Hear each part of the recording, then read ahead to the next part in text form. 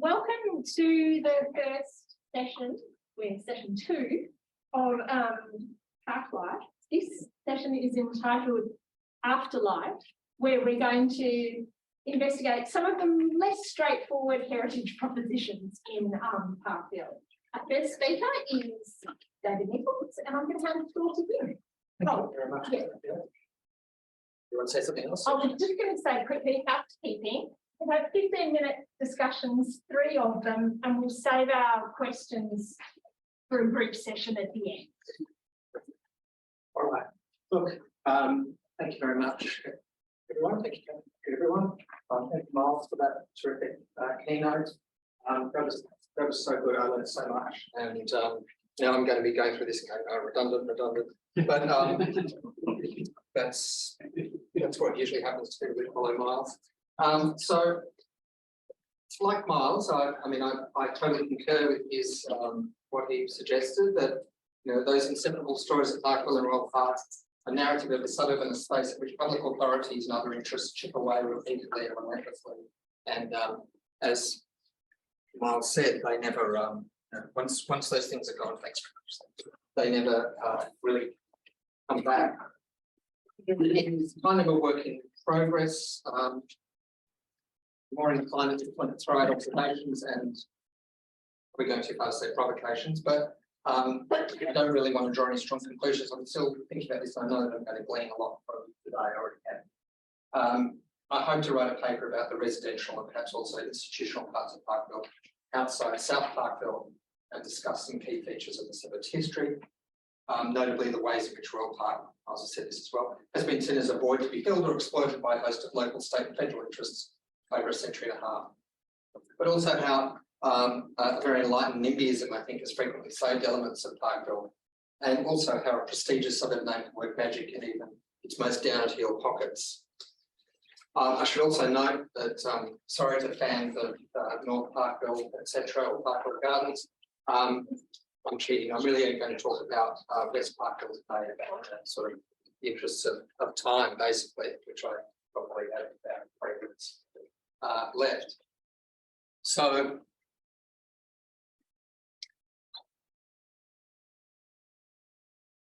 as we all know, I think Parkville sort of began life as a kind of subset of Carlton, the designation of Parkville, the residential place of Parkville became a kind of a subset of Carlton. And presumably its unusual form, a huge park with small amounts of residential area clustered at the edges, meant that it never really had the critical mass to make a claim for its own local government, for instance.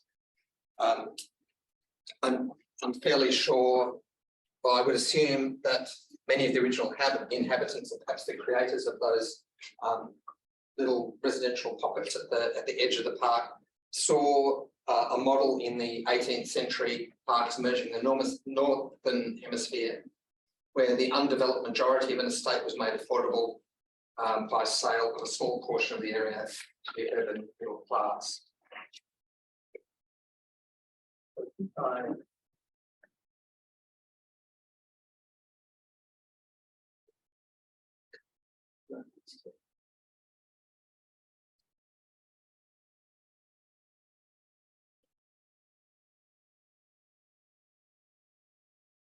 you like my 2 slides?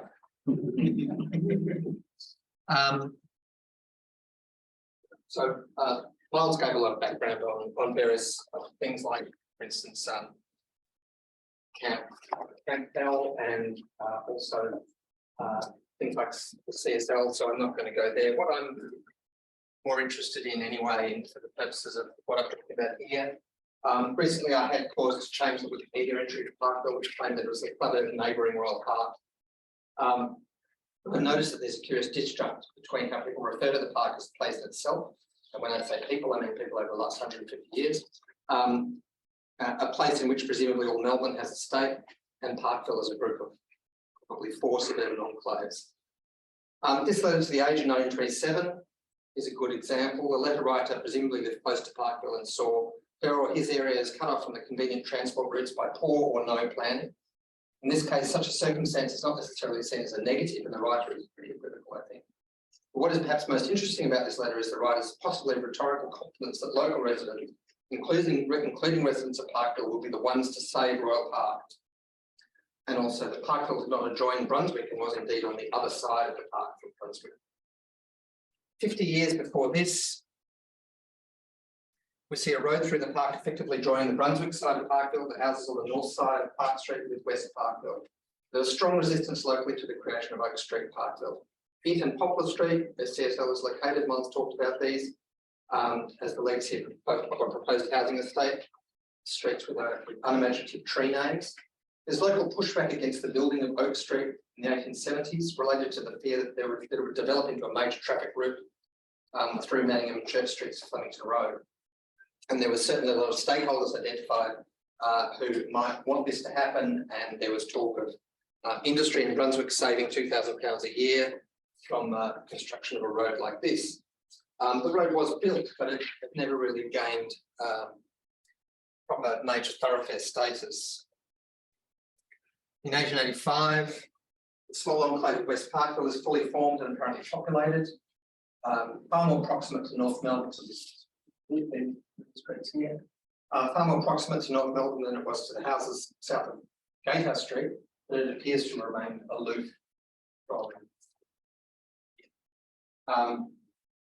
And once again, I'll talk about this, the ridiculous number of uses that portions of the park have been put to over time are totally evident here. And you can also see CA for Carlton, which was imposed over the area as well. 30 years later, not too much has changed. This confused distinction of the emerging Lennon Street here and Flemington Road, Lennon Street adjoining the creek, which is very difficult for me to understand how that came in, or how and when that came into being, but it was in evidence by the 1920s. So small roads were the first of the crisscross incursions into Parkville. Then in 1884, the railway line. And I think the railway line and the tramway and some of the roads as well, really good examples of how Royal Park offers a path of least resistance. Really, there doesn't have to be too much land bought up and houses demolished. And when you see some of the original surveys of railways, such as the railway that branches off from the what was known as the Somerton line towards the hill, the amount of demolitions that had to take place to make that railway a possibility were pretty extraordinary. It was quite late in the piece for Melbourne Railways, but clearly it's you can just imagine seeing people needing to build railways or tramways and seeing Royal Park as like really a golden place to run some kind of fixed rail route through. So the contentious decision to run a tram line through the park, as Miles said, there was a precedent, the horse tram, and there was resistance to the West Coburg tram line, not only from locals but also further afield, including union officials who thought that it was doing damage to a place that all people should be able to enjoy. So all of this brings us back to my primary interest today. The West Parkville is a tiny enclave of 5 or 6 streets, surveyed only 20 years after the foundation of Melbourne. Conceptually, the earliest part of Parkville, an area that many Melburnians would possibly not even recognise as Parkville. And I'm not necessarily suggesting, as Miles said, that there was piggybacking going on. I think that real estate agents certainly are happy to promote both parts of West Parkville, Parkville Gardens as just straight up Parkville, which is not untrue, but it's that search for the elusive postcode, I think, that is kind of predominates here. In the Jacob Lewis Fines report in 1979, West Parkville is described as having a separate character to the rest of Parkville because of its hilly topography and the relatively humble nature of most of the 19th century houses. Once again, I don't think Miles directly talked about Parkville Gardens, but it was, of course, this facility that the mental hospital that gave way to that to the Commonwealth Games Village in the early this century, and then that became a whole new suburb, really. I feel like I'm massively running out of time. I have already run out of time, Catherine. Is that true? 9 minutes in. Okay. Well, I feel like I'll just go. Okay. So the use of North and West Parkville areas as health facilities is something that Parkvillians have tended to resist. In 1925, the newspapers reported outrage over the Royal Park homes or mental houses for the feeble-minded, and this controversy went hand in hand, not entirely sure why, with plans to reduce the width of Oak Street to deter its use as a main thoroughfare. Yeah, I mean, that makes sense, but I don't quite know why this was paired with the resistance to the so-called mental houses. The Metropolitan Town Planning Commission, which operated between 1923 and 1930, was approached by Brunswick Council for an evaluation of these matters, responded that it had no opinion on the institutional homes, but as far as it was concerned, Oak Street's width was irrelevant because it was recommending a new relief road for Sydney Road in the form of this road described here, which seemed to have followed somewhat the line of the West Coburg tram line. So once again, Royal Park is a kind of a path of least resistance. And I will say that Oak Street has long been controversial and contentious. I really enjoyed this sarcastic note from the Secretary of the Royal Park Trustees in 1931, an argument over maintenance, usage and purpose of this street, and this looks like a threat down here. I don't know what is being said. You know, I must let Ariel know. I don't really know what that means, but it feels like, you know, I'm going to alert the gossip columnist, or, you know, sort of like I must see what you know, Raf Epstein has to say about this. That's the feel that I get from that, but I don't know what it means.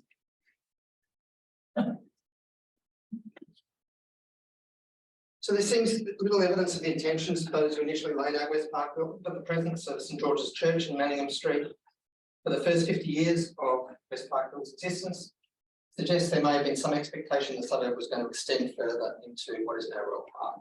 This church was demolished in 1924 when the plot was redeveloped. The uses and projected uses and amenity all tell us a lot about the value and purpose of the place, or the projected value and purpose. Just like to leap 50 years away from the demolition of St George's to another local instalment of a franchise, the briefly popular Top Motels of Victoria. They started in 1960 in Benalla, and Parkville got its Top Motel in 1966. Very quickly, I don't know if the business went bust or what happened, but very quickly the Top Motel, or the Park Top, became just the Park for a while. It's now known, of course, as the Park Squire. This is 1967 episode of Homicide. You see the motel is detaching from that brand. I mean, I suggest that the Parkville location in this case was less important than its, you know, for any kind of prestige than its location on a major road. And I would also say that the Park Motel was possibly dragging Parkville's reputation down a little bit, allowing itself to be used in this episode as the site of a murder before even the opening credits. But the Park Top / Park Squire was a harbinger of things to come. And what really came next was the Holleran Freeway, which made the biggest impact of all on that part of the world. Apartment blocks like this were erected at the freeway's mouth. In 1959, this was the site of Honest Harry's Autos. And Honest Harry's advertisements vacillated between advertising its address as 2 Lennon Street, Parkville, and 2 Lennon Street, Flemington. But then these flats, then a little later, we have these flats in Lennon Street. Where these flats are located was a home known as Boonaroo, which was redeveloped, I believe, in the 70s. And I guess what really interests me about this was that it's, even though this is the cheapest way to get into Parkville is to buy here, it's still, you know, Parkville branding is still very prominent. This 18 Lennon Street, an even more unusual enterprise. I don't know if anybody here could tell me its original purpose. Maybe it's just what it says here. Small units arranged in this kind of, looks a bit like an arcade camp or something. Right at the place where the freeway off ramp. Now this ad is from 1988, and it's prominently listed as an investment in Parkville, but this was at least from 1971, if probably a little earlier, and it's now hidden behind a huge fence and a huge wall that blocks it off from the freeway. If we go through this laneway, we quickly find ourselves at Illawarra, another more grandiose housing development, now 40 years old and rumoured to soon be demolished. And this part of the world, all these two-storey homes with, I don't know if you noticed, Gold Coast living on the fringe of Melbourne in the ad. There's your Gold Coast living. There's the, you can see the ribs there of the freeway there on the left, and the swimming pool as well, adding to all. Each of these houses has these bizarre, I inspected one of these to rent 3 or 4 years ago, these bizarre storage spaces in them that, I don't know what that thing is at the end. And then these very little, Manningham Street becomes a little bit of a cul-de-sac there in the north, following the freeway and the creek somewhat, and the proximity to the freeway there is extremely obvious. I was mainly interested in the real estate agent who named himself after the cancer hospital here. I don't know if you can see that. The real estate agent's name is Peter Mack, which, whether that's some kind of message, I'm really not sure.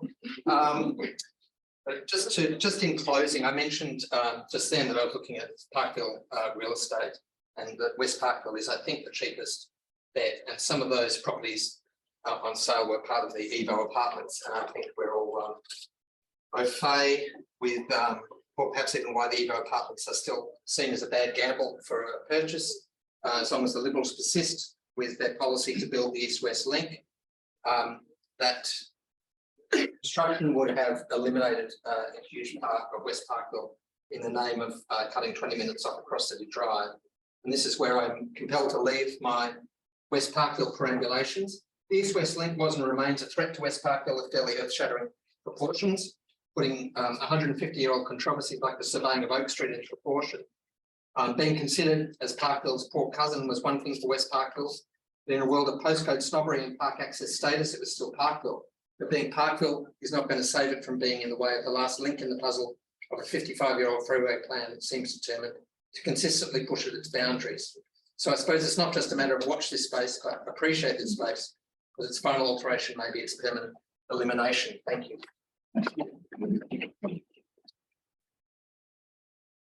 Hi, thank you everyone. Acknowledge the attention on one of the places that doing research and we are talking on. I would like to present today about remembering and interpreting the places we live in and things we see through artificialized. So I feel a little bit like an intruder today. All my co-authors are either overseas or interstate, so they are presenting as computer scientists. So if it gets too confusing, blame me, not my co-authors. So, Parkville. So we generated these images through different text image generators, which are being talked about quite a lot these days. So this is these are 4 images we generated. Then we gave the prompt. Don't have the prompt there, but it was the prompt was a scene of Parkville, Melbourne, and then we gave different styles. So it's I remember this one being Van Gogh style. So yeah, so this is how this artificial intelligence saw Parkville. What does this mean? So to understand text-to-image generators, let's not get into these details too much, but what happens is that when these text-to-image generators, the AI behind them, when they see images along with captions, they clip these ideas together and generate a general understanding of the concept. And when we give them a text prompt, then it unclips the previously known concept and starts painting a sketch of the ideas it has conceived. So here we have generated a painting of a public open space, which is ideal for walking. So this is completely AI generated, but the ideas behind it is something that humans provided in sort of a way, right? So you can see that, okay, this is fair enough. It's an ideal place for walking. It looks nice. So the problem here, though, is that the ideas behind is taken from the corpus that's available. So the way these AI generators remember plays or concepts is heavily dependent on what's available as data. So why are we interested in this area, and why should we have an understanding or an awareness on this area when we talk about architecture history or design in general? There's a lot of rapid development happening in this area. So if you look at this image, you'll be like, oh, what's that? Like, that's not very good. But this is how cutting edge text-to-image generators generated back in 2020, just 2 years ago. Wow. And today, they are able to generate like really nice representations of Parkville. So when you look at this, you could think, oh, that just looked like Parkville. It reminds me a little bit about some of the images Professor Miles showed us earlier. So back in 2020, it's generated just like a really bad picture, but now it's really good at capturing an idea. So I'll go down because we might have some designers around us here. I'll show how it may impact our lives in the field of design. So I asked it to generate a kangaroo-shaped building. So this sort of does capture the shape of a kangaroo, but it was terrible, right? But like this 2022 versions, it really came up with nice designs. So interesting development happening. And this is the most recent developments. These have not been yet been made open to the public yet. So this is why I don't have any videos of Parkville, but both Google and Meta have publicized that they are doing research in text-to-video generators. And this one, the prompt they have given is snow in a tropical forest. And then watching TV, like a couple walking in a suburban street. So they are really improving. There's a rapid development going in this area, and it will soon play a big role in how place is remembered in machines. And another interesting aspect on how this can help us understand design. So this is how this Dolly 2, which is a text-to-image generator, imagines how a house design goes from a Victorian house into a modern house. This is probably not true. I don't know if the architects among us can tell us a little bit more about this, but it has its own concept. It's just like a person who is exposed to different ideas along, and then the person develops their own ideas. Similar to that, this AI generator also has an understanding about the concept. So this is what's important. This is why it's different from other deep learning methods which are currently available. But you know, like there are, like for example, in Facebook, you have like when you have a photo of someone, Facebook asks, "Oh, do you want to tag this person?" So that kind of identification technologies, they are nice, but this is different because it has an understanding of concept. So some of the questions, so I think from here onwards, so posing a lot of questions. So what AI tools can be used for design, and how should we use design? So how should we use these tools? What should be our limitation? Should we be looking out for things? And are there any best practices we'd like to decide on? So these are all questions for the community. And there are some questions and concerns as well. Some of the main questions are like, what does the model really understand? I said that these models understand concept. What do they really understand? We are not really aware of that. And what meanings do these images convey?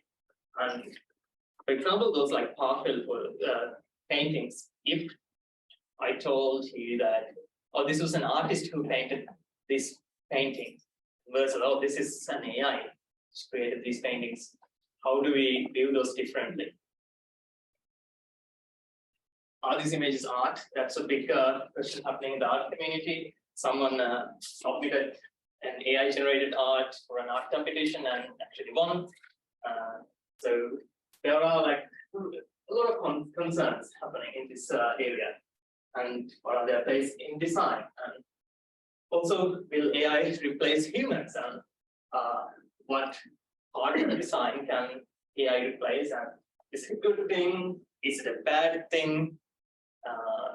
We are yet to decide, I guess. I think that there's a lot of bad things, but I think we can acknowledge there are some good aspects as well. So next, the main issue, at least for me, because I work in the field of AI and ethics. So ethical concerns of AI. So most of the AIs are black boxes, so especially these deep neural network related AIs are black boxes. And we have some kind of input going into the black box, and then we get some kind of output. This is very general, but our ethical concerns can happen at all the three stages. So if we give biased input to a perfectly good AI, we will get biased output. And if we give perfectly good input to an AI system where there's no mechanisms to control what's happening, we'll get biased output. Or we can have a perfect AI and perfect input, but the results could be interpreted in biased way. So then, so I think this is what I talked about earlier. So yeah, AI systems could be unfair or unethical in all three stages I explained about earlier. So again, coming back to Parkville and meaning of place, Parkville is so many things, but these pictures seem to capture this like modern built environment of Parkville. It doesn't capture rich history of Parkville, and definitely it will not be capturing pre-colonization Parkville. So again, this relates to how the corpus of knowledge is built and what this AI generators have access to. It's just like we look at photos to understand what was happening in Parkville, like in previous presentations and in Professor Miles' talk. I think there may be a time when we give input to an AI generator and ask, okay, show me Parkville in 2022. What will this show? Will this show Parkville campus, or will it show the Ligon Street and said Parkville? I'm not sure. So all these selfies people took, and they are like geotagged to Parkville, and will that inform AI's understanding of Parkville, and how will this affect discourse on heritage? And like having said all these good things and capabilities of AI, there's a lot of limitations as well. So still, like we can have a lot of social problems with AI generators. So, basically, we can create misinformation, and we can create explicit content generation. So some of these AI generators, they do have safe mechanisms in place, but some people have managed to find loopholes to go through these and create explicit images. So there's a lot of concern there, and also interestingly, this particular AI is very bad at spelling. You ask them to generate, let's say, okay, a signage board with Parkville on it, can't spell at all. So there are very inhuman incoherences. So we don't understand why it happens that way. There's a lot of research to be done on why the machine thinks in this particular way.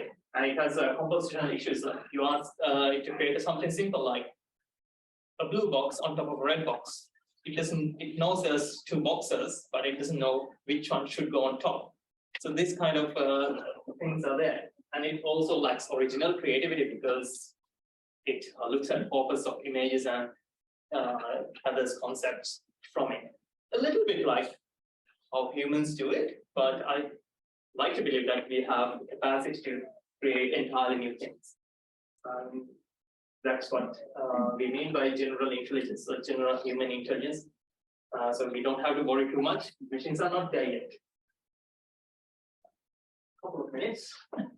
So I think the most important part is how we can contribute to this and how we can be a part of this, because these tools are here to stay, definitely, and we can drive how these visual generators are utilized in our disciplines, and also how to ensure fairness and democratization. So, for example, especially when it comes to representing minority perception, especially perceptions of people who don't contribute to the big corpus of data available, or whose contribution is not big enough. So, to give an interesting example, so I come from Sri Lanka, and when I think of an elephant, I think of it in the wild or in the street. We have some elephants walking in the street. But when I asked these generators to create, show me a photo of an elephant, all the photos were from zoos, because that's what the corpus had. Because these image corpuses are very much Western-based, and I will obviously like Australian-specific. Like, how does it represent indigenous knowledge? Especially if we ask it to create indigenous style art, it will create something. But is it just simplifying the Australian indigenous knowledges? And do we even want that to happen? So there's a lot of ethical concerns around that area as well. And we are currently doing some research with indigenous partners on how to combine indigenous knowledge systems into the Western knowledge system. So there's a lot of things happening. So if you do have any other points, do take up them up with me at the discussion. And also, last but not least, I think my time is up. Yeah. Just take 30 seconds. So all these images throughout in my presentation were generated through one of the image generators, while some were generated by me and my authors, others were through curated collections. Copyright of this is also another grey issue. It's generally accepted that it's in the public domain, but another thing that we need to figure out. So thank you very much. Looking at James Kearney's 1855 map, you see Melbourne early stage of its development. It's just over 300,000 people, and it's just added 45,000 last year. So the gold rush is just kind of dumping people into Melbourne. Today I'm going to speak specifically about the tension between cemeteries and park design. I think there's a really interesting tension there, both those two fields kind of flowing into each other. And sometimes the complex relationship is that the cemetery, which is thought to be very staid, very enduring, is actually a place of dynamic change, even if that change can be at a glacial pace. And the park also a place of change, but can be a lot more locked in than we might think. So in this map, we see, of course, Sydney Road bisecting these two park areas. On the left, we see Royal Park, which was set out in 1854 as a 700-acre reserve. Of course, today it's been whittled down to 450 acres, which also includes sort of recreational facilities, very much a park along recreational lines now, and not a pleasure garden per se. It's also been divided, we've heard in our past two presentations, by automobile infrastructure, really encroached on by all sorts of other land takings, including medical, carceral, and some quasi-corporate land uses. And of course, it's also had these multiple lives. For example, in the last century, 20 years of its life was constituted as a GI camp, and that's led into an area for unhoused Melburnians for another 20 odd years. So while I discussed Royal Park as a place for leisure, it's had many, many other lives. On the right, you can see just cut out of Prince's Park here, Melbourne General Cemetery, which was set aside for burial pre-separation, but really kicked off in 1852. So the new Melbourne Cemetery replaces the old Melbourne Cemetery, which was set out in 1837.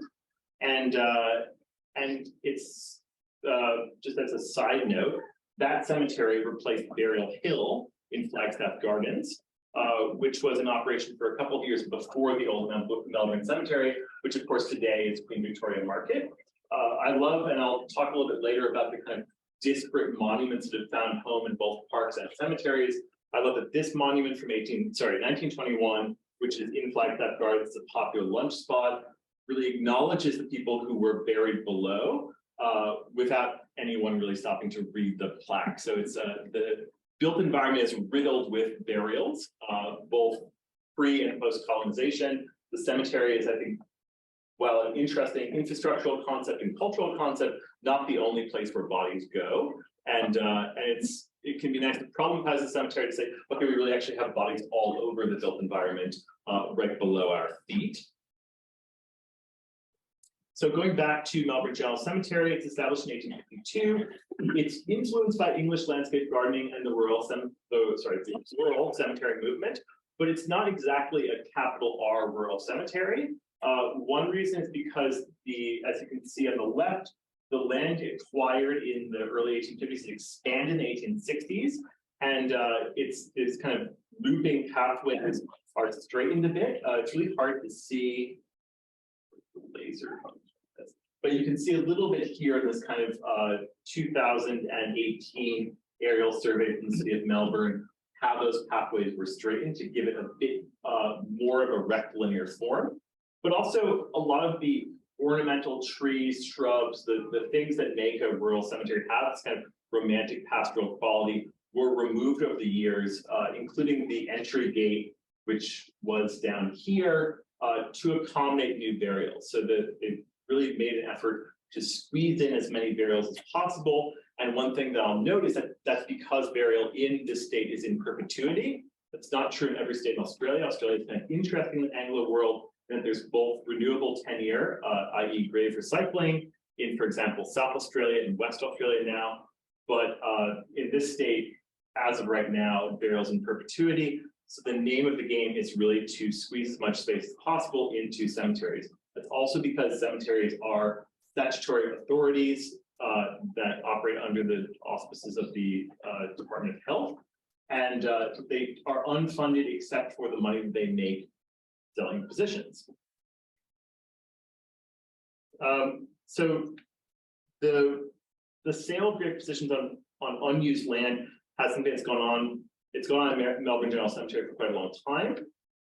It's made it a visually rich and interesting place, and it's a testament to the changing notions of Australianness, but it's not without controversy. John Chambers, who wrote The Melbourne General Cemetery, published by Melbourne University Press in 2003, the only book dedicated to this space, said, many old graves were marked by nothing but a patch of grass. In the 1960s and 70s, insult was added to injury for nameless colonial paupers when the ground covering their bones was sold in the form of burial rights to much later immigrants. Such paupers often lie deep beneath of others, their burial place disguised by expensive memorials to colonial European families.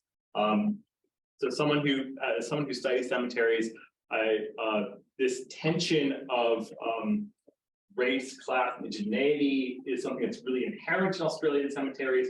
Of course, here you see the black granite of a newer headstone in front of the 19th century obelisks and Irish crosses of a previous generation, showing this aesthetic shift, but it's also a shift in demographics and population. And one of my informants who I spoke to about taking exercise in cemeteries said, yeah, it can be a bit creepy seeing all these old nunas staring back to me on the pathway. So the incorporation of photography also changes the aesthetic appearance of the cemetery. How am I doing on time? Terrific. One of the other things is that there's cemeteries have, the maintenance is actually not taken up by the cemetery itself. It's the interment right holder. So in Melbourne General Cemetery, you see a lot of older graves that are toppled. It also often presents people who are the descendants of interment right holders with a kind of a tough decision to make. When if the cemetery is able to contact them to say, okay, you can spend $20,000 to stabilize your forebear's grave, who you definitely don't have a relationship with, or you can take that $20,000 and go to Bali on holiday. And one other thing I'll just kind of harp on is that cemeteries don't have access to green space funding like parks do. So in Merribeck, Moreland, where Faulkner Memorial Park makes up over 30% of the green space, they can't tap into the funding that parks can to kind of preserve that green space. Whether they actually are viable as green space in the same way as parks and reserves is another kind of question that I don't quite have time to get to in this presentation, but it's something I've looked at is nature, the kind of idea of green infrastructure as presented by cemeteries and parks, and that tension is very interesting to me. Of course, the social aspects of cemeteries have changed quite a bit. They were designed as municipal spaces for the management of the dead as a way to get the miasmic bodies out of the center, to replace the kind of graveyards that were around churches. But they're also public spaces. They're public spaces often before real pleasure gardens or other public spaces existed. In Hughes Borondara Cemetery, established in 1859, that publicness meant the tending of flowers on top of English garden tombs. In other cemeteries, there are strolls and picnickers. In Greenwood Cemetery in Brooklyn, where I come from, Greenwood was the first public park in Brooklyn, long before Prospect Park was created. It had a horse-drawn omnibus to it, and it had a lot of picnickers, and people going out for Saturday excursions that included grave visitation, but also might have included a bit of leisure, a bit of frolicking, and there was a bit in that kind of frolicking, some unseemly behavior. So reports from the 1860s say that young couples were seen amidst the gravestones, and that was not okay, decidedly not okay. Certainly not. So one impetus for Olmsted Prospect Park was in fact to replace the park-like functions of Greenwood Cemetery with a proper park. And here you also see a bit of tension between the park-like cemetery and the park next door. One thing I would say is there's also increasing density around these spaces and more pressure because of that density.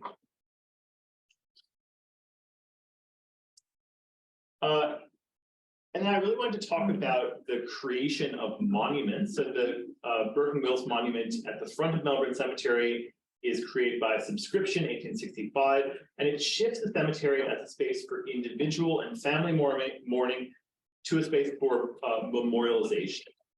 So this Parkville granite massive slab is put in there as sort of repository for public memory, and establishes the cemetery as more than just a community or family gathering place, but really a place for national image making. It makes it into what the cemetery researcher Julie Rugg calls a pantheon cemetery, a place of national significance. That would be like Père Lachaise or the cemetery of the Marktgefälle in Berlin, a place that really will be there for the till the end of time, and that's also something that's maybe helped to give Melbourne Cemetery not the same fate as some of its contemporaries, like the old Melbourne General Cemetery, which of course lies below Queen Victoria Market, the Devonshire Cemetery in central Sydney, which is under Central Station now, or the North Brisbane Burial Ground, which of course haunts the Suncorp Stadium.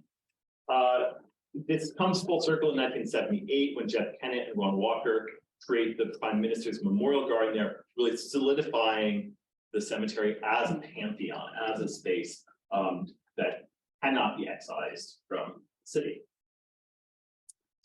Back to Royal Park. So despite the size advantage that Royal Park has, and I'd welcome anyone to challenge me on this in the Q&A, there are, I think, fewer distinct wander routes and pathways. Those pathways have been spoken for. The land has been spoken for by automobile infrastructure and by other things that kind of chop up the walking possibilities there. And this is also something that's in the kind of 1980s rehabilitation of Royal Park. By not undergrounding Elliott Avenue and MacArthur Road, you also lose some of the walking possibilities that were inherent in the eco-political statement for the natural grasslands, for the indigenous grasslands oval. So the possibilities for walking the cemetery might actually be greater. So the boundlessness of the park that's implied by it as a kind of green imaginary in the city is maybe not as boundless as we might think. And it doesn't have the porosity to let in people and animals as the cemetery does. But parks like cemeteries have also become the natural depository for memorials, particularly after the rise of automobility, which in the 19th century removed some of the stone edifices from the center of the city because they presented real hazard to drivers. So things that had previously been in the middle of streets are brought to the safety of parks. But automobility also comes to the park. So you see this 1890 memorial to Lieutenant James Roberts, who was killed in the Boer War. Sorry, this is a 1900 memorial to Roberts, who played in the park as a boy, but now his memorial is very much stuck on this sliver of land between two roadways. I'll end by talking a little bit about the fact that parks and cemeteries are not just places for approved memorials, but also for DIY urbanism, unsanctioned memorials.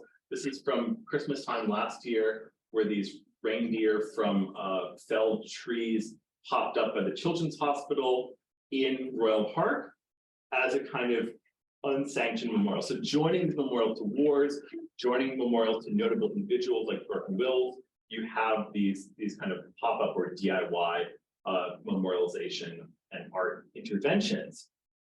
And one last provocation that I'll posit with you before I really run out of time is this idea that the cemeteries are the only natural place for the memorialization of people. Right now, Australia is about 70% cremation, one of the highest numbers in the Anglo world, and cremains, the cremated ashes, actually allow a new mobility for people's bodies.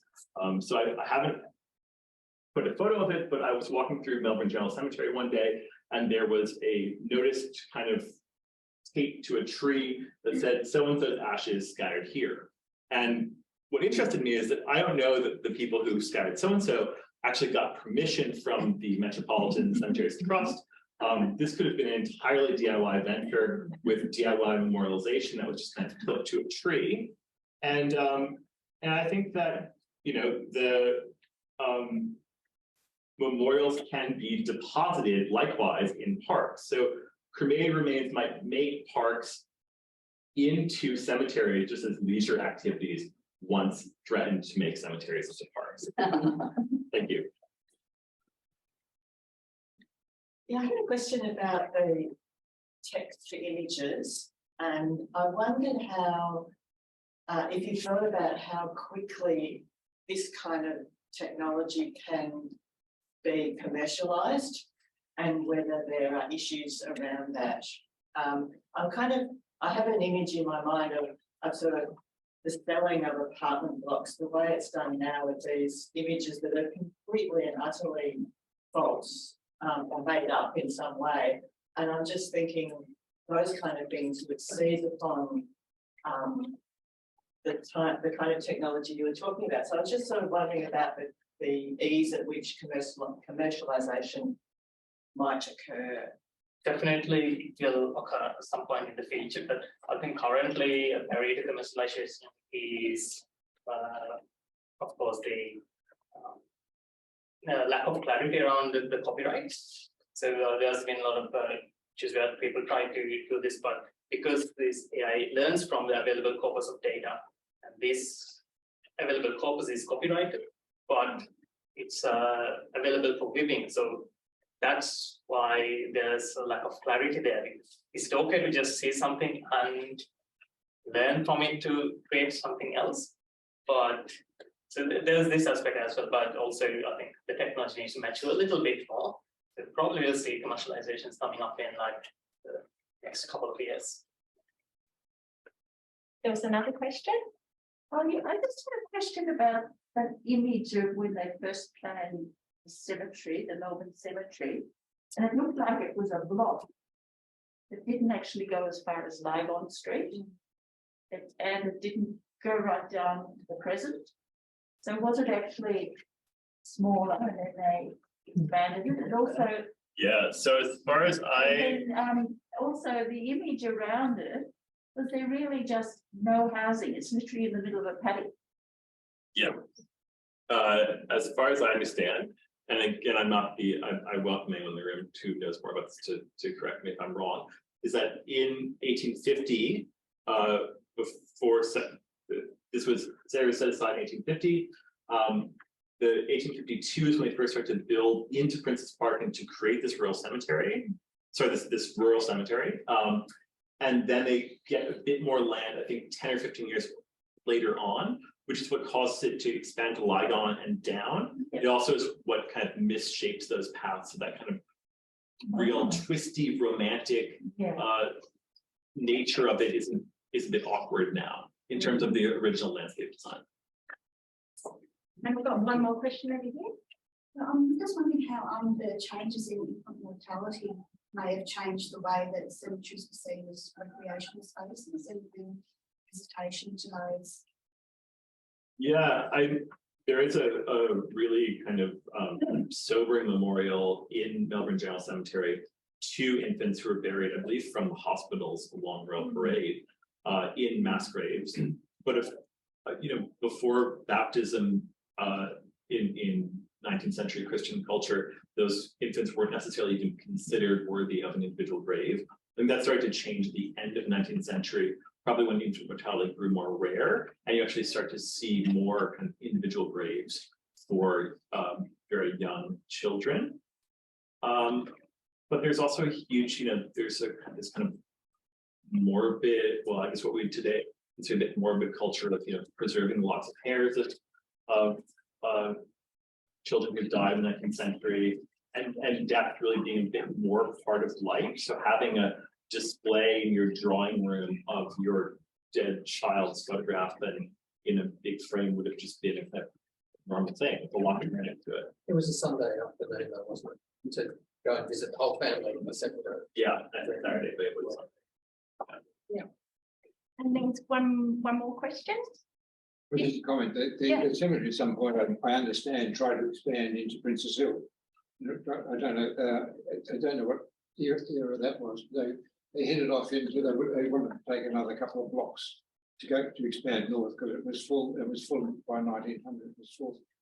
Yeah, and Faulkner is really the overflow from Melbourne General. So there is this kind of leapfrogging of cemeteries in the built environment where once you fill one up, you go to Faulkner, and then Faulkner, of course, is expanded to the north of it. So there's really kind of, and now the cemetery authority that I work most closely with is planning to create has already created the master plan for a new cemetery in Parkvilles, which is way out of the urban growth barrier. I've got a question for David. What heritage meaning do you think should be attached to that northwestern component of You mean Parkville Gardens, Yeah, Catherine? yeah. Well, the 1905 to 7 buildings are have been retained and they're being reused, and they're kind of sectioned off in their own little, I won't say block, but like a little oval space, which I think is, as appropriate as anything. I know there was a huge argument, a strong argument, and made a lot of sense at the time that that area should be returned to the park. But as Miles has said, in a way, A, that never happens, and B, it's been so long since it was ever really park, if it ever was part of the park, then so I mean, I think that retaining those buildings and using them is probably as good a result as you could expect, given where they are and what the fate of the facility itself. And what about the newer housing you were showing us? Do you think that has any heritage value? That's a good one. Let's go. Well, I mean, I think that the actual Parkville Gardens house, which I didn't show, those 2-story, sort of townhouses, I think they're terrific. I mean, I think they're really good. I know that what they seem to be very popular. Some people who work here live there and I swear by them. But and they seem like an ideal kind of, quite high density, but you certainly don't feel like you're, you feel like you're 1,000 miles from care. I think, rather than it's not gritty and urban, if that's what you want. That's not talking to the heritage value of them exactly. The other things in West Parkville, I guess it's a case by case basis, but I think it's a pretty fascinating patchwork. Those the Gold Coast lifestyle places, well, I'm just going to say no. It's my favourite thing. Anyway, good afternoon, everyone. My name is Huntersmith. I'm a heritage consultant at GML Heritage. I'd just like to start by acknowledging that Parkville occupies the traditional country of the Wurundjeri Woiwurrung. We respect and acknowledge their lands and waterways on which we meet, their rich cultural heritage and their deep connection to the country. And we acknowledge their elders, past and present. From its early post-contact development in the 1860s and 70s, Parkville has comprised 3 distinct areas of residential development: West Parkville, South Parkville and North Parkville. Separated by large tracts of open parkland, geographically, Parkville is less of a cohesive suburb than it is a group of distinctive areas of development around Royal Park. Taken together, however, the 3 sections has generally been considered to present a unifying character in terms of their building styles and dominant period of development. Widely recognised and protected for its Victorian-era middle-class detached and terraced housing, much of Parkville's later buildings from the interwar and post-war period remain unassessed and lack formal heritage protection. While on the surface, it would appear that the majority of dwellings in Parkville were erected between early 1870s and early 1900s, development has continued. Reflecting significant economic and social change that occurred after each of the world wars, interwar and post-war residential development in Parkville provides valuable insight into the changing built landscape of inner Melbourne.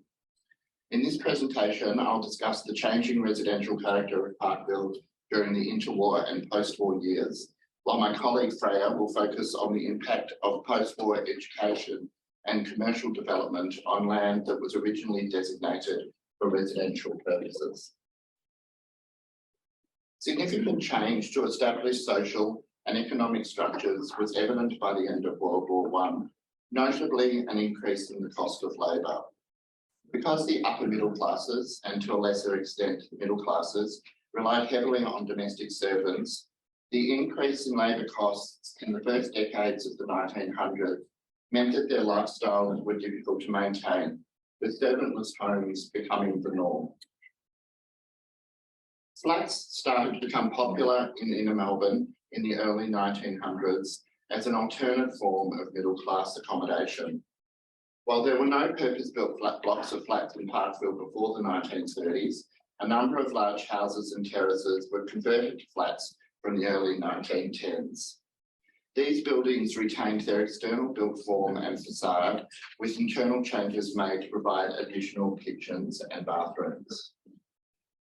From 1930 on, residential development in Parkville was almost exclusively limited to the construction of blocks of flats, with only a handful of individual houses built.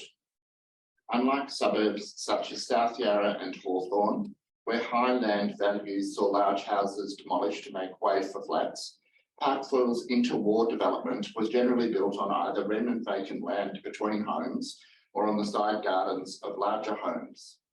An exception to this has been along the Avenue and Royal Parade, where some larger homes have been demolished. There's also a small concentration of interwar residential development in West Parkville, brought about by the closure of the St George's Church of England and subsequent subdivision of its land which had been originally reserved in 1954. 1854. Oh, sorry, 1854. The number of flats of Parkville increased significantly in the mid to late 1930s, as did the number of flats per block. Between 1930 to 42, approximately 17 blocks of flats were built in Parkville, with some blocks accommodating up to 32 flats each. Initially, flats were fashionable for the middle classes. More broadly, flats fulfilled the demand for housing in inner Melbourne that was affordable, comfortable, and equipped with modern conveniences. In the Parkville area, there was ongoing demand for housing from academics and university staff, nurses and doctors, and staff of various research centres and welfare institutions. Architecture during the interwar period was highly eclectic, with a variety of influences and styles being used. Many of the blocks of flats erected in Parkville in the 1930s and 40s were designed by well-known architects who were influenced by the Art Deco and modern styles. Retrospective architectural styles evoked nostalgia of early English styles, such as the Old English Revival, were also popular, while others drew on Spanish or Spanish mission influences. In line with their prestige, many interwar blocks of flats in Parkville provided garaging for motor cars on site. In the post-war era, Melbourne faced significant housing shortage in the wake of the Second World War. This was due largely to post-war immigration, but also to soldiers returning home, generating a baby boom. Camp Helen Royal Park operated from the late 1940s until 1956 in an attempt to alleviate a chronic shortage of public housing. There were few detached homes built in the area in the period between 1945 to 1970. The architectural practice of Bogle and Banfield designed a modernist house in St George's Grove in 1959, which has since been demolished, and local architect and architectural historian David Saunders, in collaboration with his wife Doreen, designed their family home in Gatehouse Street in 1962. And that's the one shown in the image. Far more prevalent across inner Melbourne during this period was the development,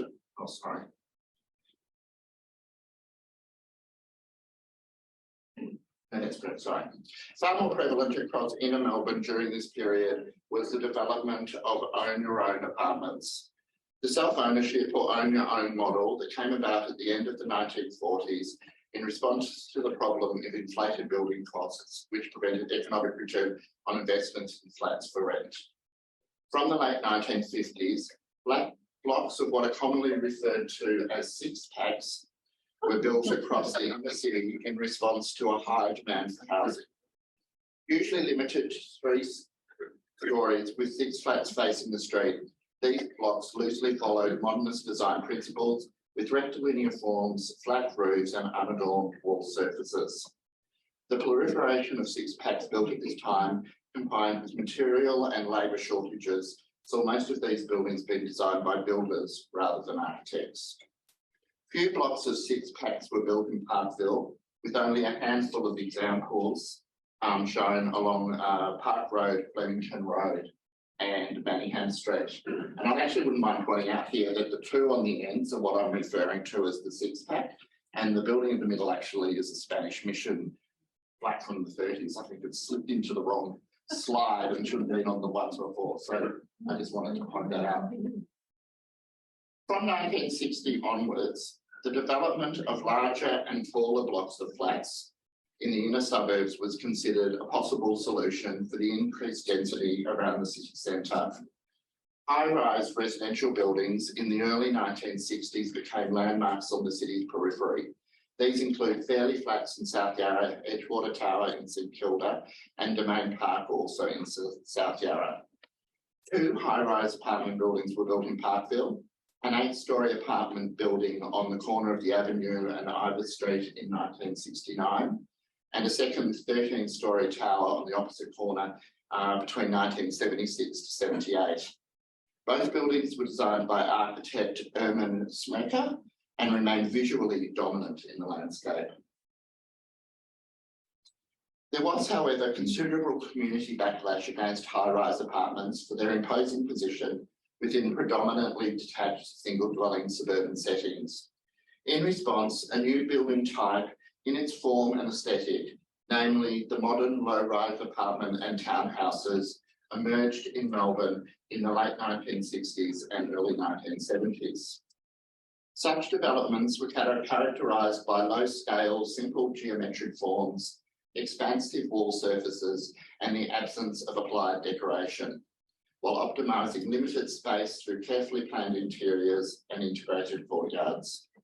These developments were conscious infills within existing streetscapes and responded to them in terms of the scale, their use of the familiar townhouse typology, and in some cases, their abstract response to the pitched roof forms of earlier residences. Their architectural design and detailing remained resolutely modern in expression. Several examples of this building typology can be found within Parkville along the Avenue, Royal Parade and Park Drive. While earlier heritage studies may have seen Parkville's interwar and post-war development as intrusive, lowering the integrity of its 19th century streetscapes, when revisited some 40 plus years later, it provides important evidence of social change across inner Melbourne, where flats dominated the residential market. Sitting comfortably next to their earlier neighbours, they provide a mixed character to the area that is unified by a general consistency in building quality, height, setback, form and materiality that harmonises buildings of different historical eras and architectural styles within a cohesive urban setting. However, Parkville has also experienced less integrated change, largely driven by increased participation in higher education and post-war commercialisation. This has left a distinct mark on the urban landscape of Parkville and challenges our understanding of Parkville as a seemingly unchanged and predominantly residential suburb. Founded in 1853, the University of Melbourne has played a defining role in shaping the suburb of Parkville in terms of the dominance of the campus itself, as well as its adjunct buildings, residential colleges, and staff and student housing. And from the first half of the 20th century, these associated uses were largely established within the existing residential character of Parkville. Within the grounds of the University of Melbourne, land was reserved for 4 denominational residential colleges within its grounds, managed by the Anglican, Presbyterian, Methodist and Catholic denominations. However, these colleges had limited capacity as well as a culture and fee structure that did not suit all prospective students, and as a result, alternative and more affordable forms of student housing were needed. This was particularly urgent from 1918 when the intake from new government high schools led to an increased demand for university places. Many large houses in Parkville were made available for student housing, with rooms leased cheaply to students or run as private hostels. Many students took up cramped quarters in converted stables, and it was common for the owners of homes in Parkville to move south across the river and lease their homes to students. With its large student populations, the Parkville area developed into a colourful bohemia and described in 1948 as having a flavour of the Latin Quarter of Paris. In 1933, the old Carlton cricket ground, just north of College Crescent, was reserved by an Act of Parliament for the site of the University Women's College, the first non-denominational residential college associated with the university. While the proposed college was to encompass 5 acres of land, it followed a similar pattern of broader development across Parkville, namely the excision of public land for development, and did very little to alter the established urban landscape. There we go. By the 1950s, the physical character of Parkville, particularly along Walnut Parade, began to dramatically change, largely due to the new developments for the University of Melbourne and other educational institutions. In 1953, the University of Melbourne purchased 2 villa allotments on Royal Parade for International House. International House was established to address the acute housing shortage for students following World War II, particularly for international students. And I know that there's going to be a presentation later that explores the social and cultural impact of International House. So I'd encourage everyone to get along to that. The University Building Committee appointed architects Leighton, Irwin and Co. to design the first International House building with consultant architects Ray Berg and Herbert War of the University of Melbourne. The first building was completed in 1957 and designed in the modernist international style. It was a stark contrast to the established character of Royal Parade. From 1953 to 1976, the University of Melbourne incrementally acquired 6 allotments along Royal Parade to create a consolidated site for the International House complex. Further buildings were erected in the Samuel Wadham Wing, which is here in 1963, who were designed by Mockridge, Stall and Mitchell, and the Sheps Wing in 1972, to a design by Civil and Civic Proprietary Limited. In 1950, the Pharmaceutical Society of Victoria purchased 2 villa allotments for the establishment of the new Victorian College of Pharmacy. The first buildings were completed in 1958 to a design by Gordon Murphy of Carlton Murphy Associates. And furthermore, in 1965, new buildings for Whitley College, a residential and theological college operated by the Baptist Church and associated with the University of Melbourne, were erected on Royal Parade, also to a design by Mockridge, Stall and Mitchell. These buildings served to dramatically change the physical character and aesthetic of Royal Parade from a 19th century boulevard dominated by Victorian villas and terrace houses to a modern 20th century city, simultaneously as the centre of Melbourne was experiencing post-war commercialisation with the onset of high-rise office towers. Parkville and Royal Parade was becoming Melbourne's premier motel strip. The increased accessibility and popularity of the motor car in the post-war period allowed people to travel more easily across the country. As a result, Australia's domestic tourism surged, and so too did the development of motels, which were constructed to provide inexpensive and accessible accommodation close to main travel routes. Motels were designed for both functionality and sophistication, imitating their precursors on the west coast of the USA. They boasted modern conveniences, with some providing restaurants and swimming pools. Royal Parade, as the gateway to Melbourne, was a natural choice for the development of motels for those travelling to Melbourne. However, it was not without heated debate. The first motel constructed on Royal Parade was the Caravilla Motel de Ville, designed by Peter Jorgensen in 1958. The following year, an application to construct a 52-unit motel was rejected on the grounds that it was adjacent to the existing motel. By 1960, another attempt was made to develop this site with a proposal for another motel. However, this time it was approved. It was reported at the time that some City of Melbourne councillors strongly opposed the approval, arguing that motels should not be built in first-class residential areas such as Royal Parade, as they would cause traffic congestion and become a nuisance to residents. This was rejected by another councillor who argued that motels would create less annoyance than developments such as flats, as the motel guests were visitors and not permanent residents, and would likely stay in their rooms or travel into the city for entertainment. This was supported by Councillor Bernard Evans, who argued that it was obvious that motels should be situated on major roads where they were more of service to travellers, and noted that it was a failure of hotels to provide good accommodation for travellers have resulted in a tremendous upsurge in the popularity for motels. With the approval now secured, the Park Royal Motel was constructed and designed by Theodore Bergner. Just prior to this, construction of the Parkville Travel was completed, also to the design of Peter Jorgensen. And in 1969, construction commenced on the Zebra Motel to a design by Buchan Laird and Buchan.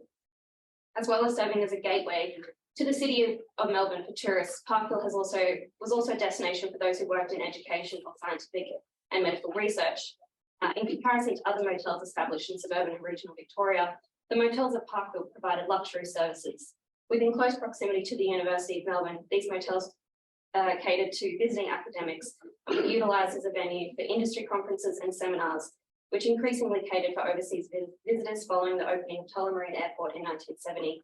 In the words of Motel Park Royal owners Norman Rockman and Josl Rockfield, their aim was to provide a luxury venue for food and accommodation for the motorised 60s that the leading hotels once provided for the chauffeur ladies.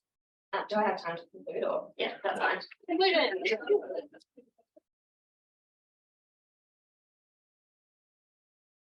Well, this paper is really about where I live, and I was stimulated to look into the subject. I want more active Parkville president who wanted to do storyboards of Parkville for the Parkville centenary.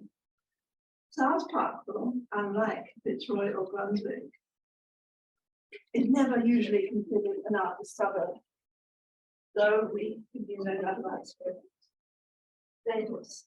I'm going to look at a series of artists from 1939 to 1969, don't worry, but the two main protagonists are Josl Bergner, whom I think lived in the house next to where I live, and Sidney Nolan, who lived in the loft across the way, where he did the first Kerry painting ever. I'll show you that later on.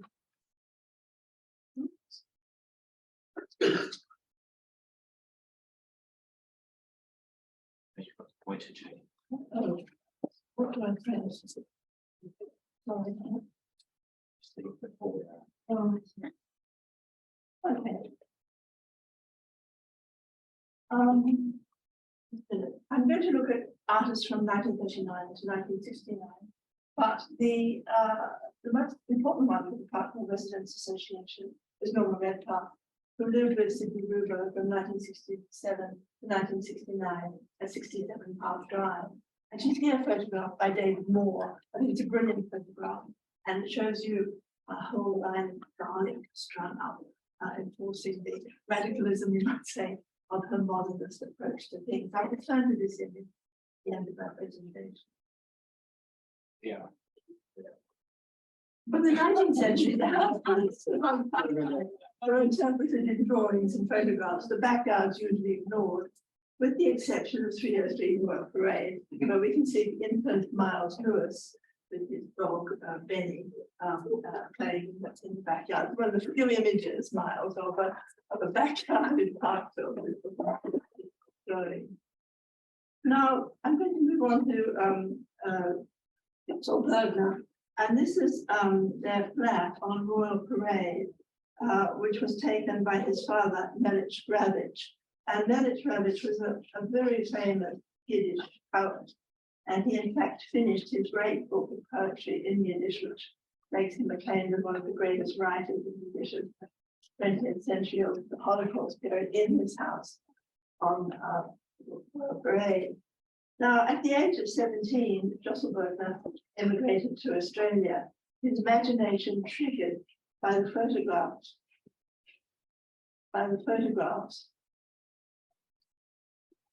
taken by his father when he went overland to Darwin from Adelaide in search of a safe settlement for Jewish people. The photographs I find are quite wonderful. They've never been exhibited, there's never been an exhibition of them, but this shows you Melich Ravitch, who is quite a cultivated individual, a very beautiful young Aboriginal woman smoking a pipe. And they're quite amazing photographs, and here he is on this trip. Now, his son, when he came out here, lived with his father briefly.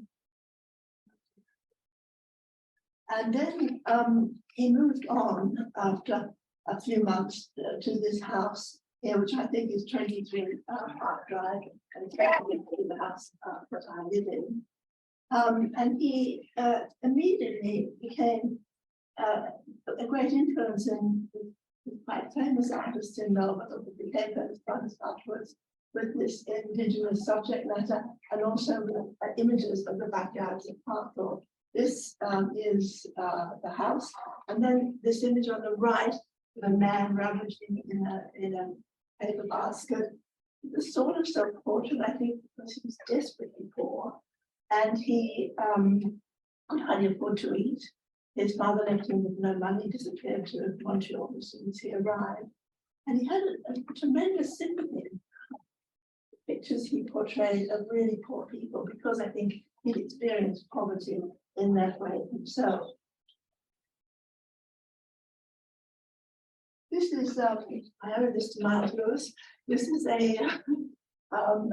shows you the two properties, 23 and 25 Drive, and Steve the closet at the back. We heard from Miles about those this morning. This shows you the positioning of the house that I think he must have lived in.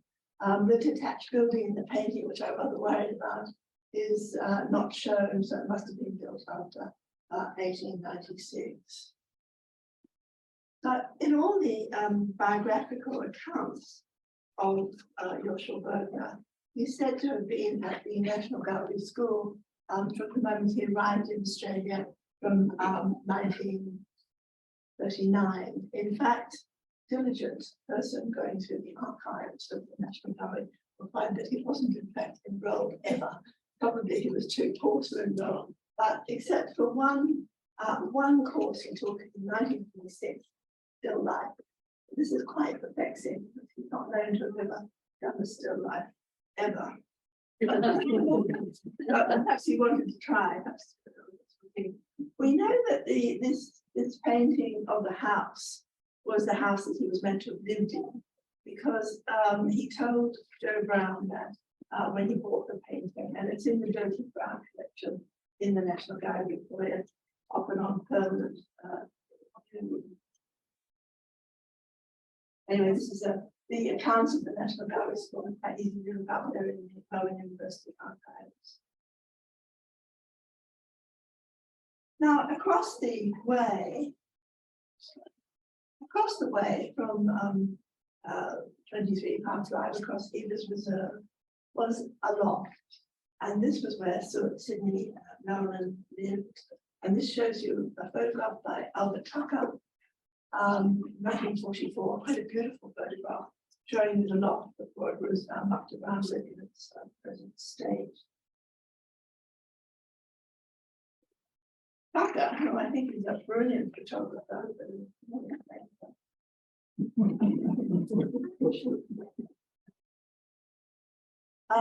took some wonderful photographs of Nolan with his wife, with Tucker's wife, Joyce Hester, and here with Sweeney Reed with their child.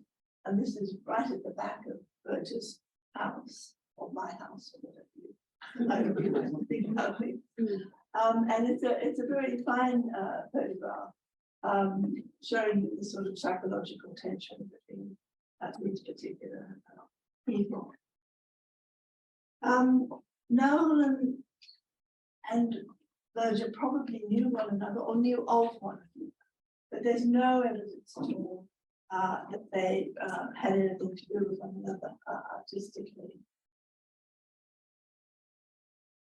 Tucker did a series of photographs of what Nolan was doing in the studio at that time. And we have here some identifications of them with Circus, which is a sort of painting that develops with Nolan's Luna Park series. Rope Streets in Kilda, which you can see over there in the lower part.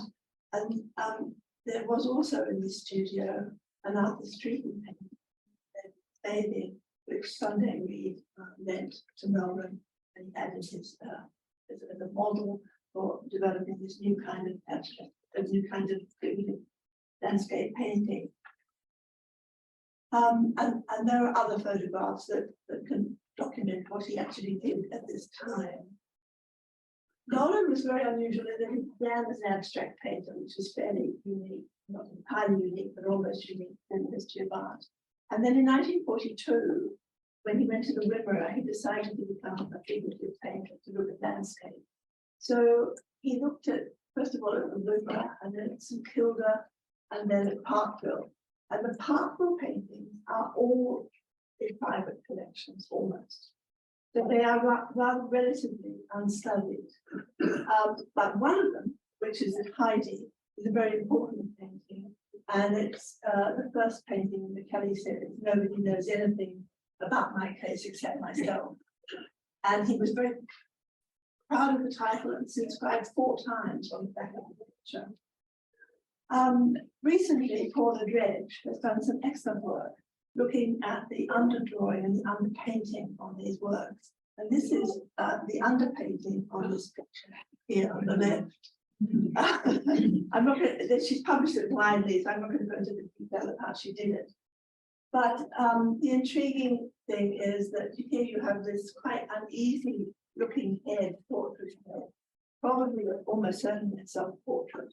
And it has lots of dots on it.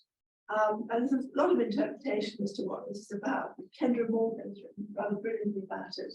And she detects this sense of unease and disturbance. And then he put ribbon and paint right over the surface and did this Kerry head.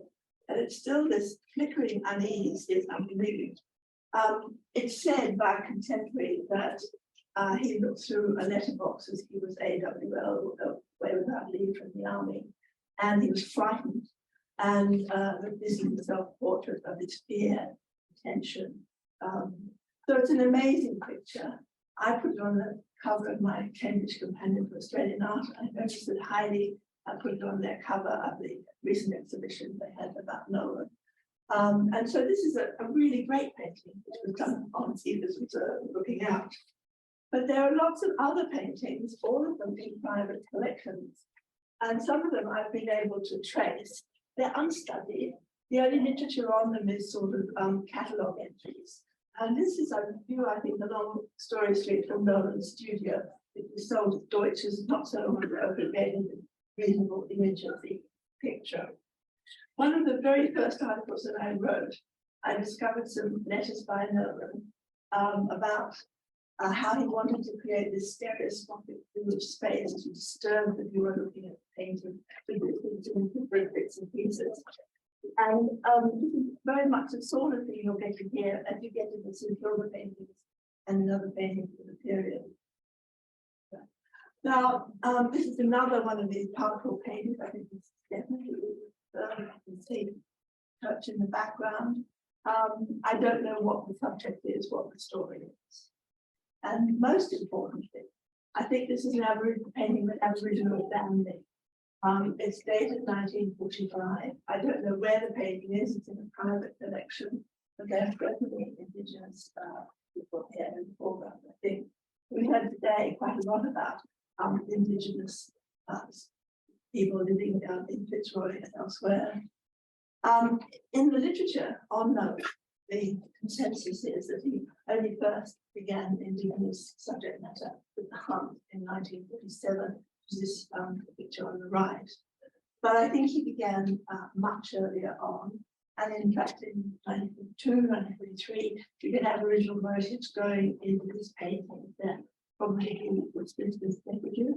But in his studio in the loft, he was well aware of the Leonard Adam collection, which was being formed in the university and was on permanent display in the history department.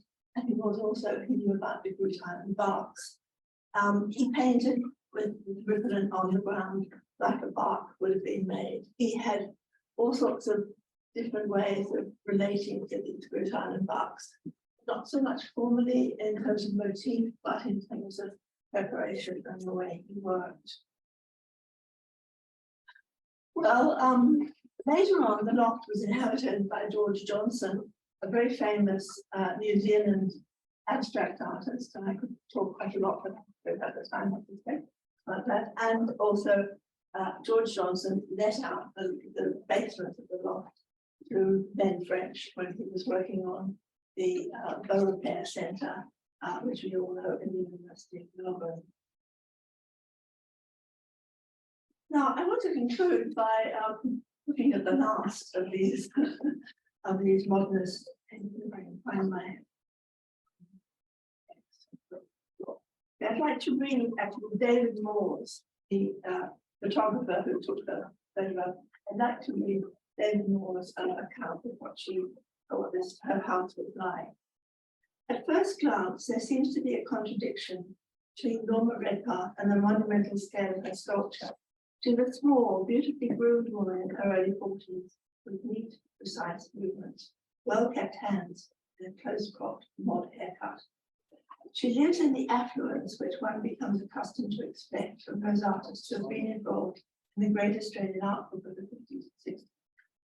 Paintings by Arthur Boyd decorate the immaculately refurbished house in Parkville, Melbourne. The entire ground floor is given over to interconnected studios, and there is another open-air studio in the grounds at the back. In the two-car garage, a Mercedes. What her surroundings don't reveal is the quiet, precise determination which Liz has spent 5 bloody years on a single fountain, shuffles her remorsefully between Australia and Italy, and drives her to the point where she now feels she has more ideas than she will be able to use a whole lifetime. This is a quotation in the book about contemporary Australian art. So this is a rather quick overview of these artists who were behind my house on Ievers Reserve. I believe rather beautifully in Phillips paper about an architect who was there. You could write a whole book about it, really, because these are very important artists, and it's all happening in a very small space. I don't know what it is about Ievers Reserve, but it's certainly less. Thank you. Hi everybody, my name is Catherine Townsend and with Philip Goad, I'm presenting the paper today, but this is not an Australian house, the Saunders house in Parkville. We would like to acknowledge the Wurundjeri people who are the traditional custodians of the land on which we're meeting today. We'd also like to pay respect to the elders, both past and present, of the Kulin Nation and extend that respect to other Indigenous Australians present. We'd also really like to extend thanks to David and Doreen's daughters, Marilyn, Helen, Gus, who sadly no longer with us, and Kay for all of their assistance in preparing this paper on their former family home. And we should thank them for coming here today. Yeah. So when architects David and Doreen Saunders designed their new house in Parkville in 1960, they would have been bemused by visiting British critic Rayna Banham, declaring in 1962, but this is not an Australian house. In their minds, the house that they had designed was a direct response to their shared interests in the history and character of inner city Parkville. So our paper today examines the Saunders house from a range of perspectives. As one of Melbourne's earliest examples of so-called new brutalism, as one of Australia's earliest examples of contextually based residential design that employed the tactics of urban morphology as a generative strategy, as a work that paralleled David Saunders' emerging career as an architectural historian and his and Doreen's heritage activism, and in a more prosaic yet simultaneously radical strategy as a new version of the post-war family home, but set within the context of the inner city. At a time of unprecedented suburban growth in Melbourne, the Saunders house went against the grain. Whole swathes of the inner suburbs were being targeted for slum clearance in readiness for the high-rise low-income housing estates that would dramatically recast the inner suburbs and at the same time ignite a slow-burning fire of community activism throughout the 1960s. The Saunders house was a statement against such a strategy and a harbinger of two arguably conflicting strands of future urban development: the middle-class gentrification of the inner suburbs and late 1970s moves towards infill housing as a socially and architecturally more acceptable strategy for state-subsidised housing. It's a very fast trigger. It's a very fast trigger. I know. Needs to go back and Yeah.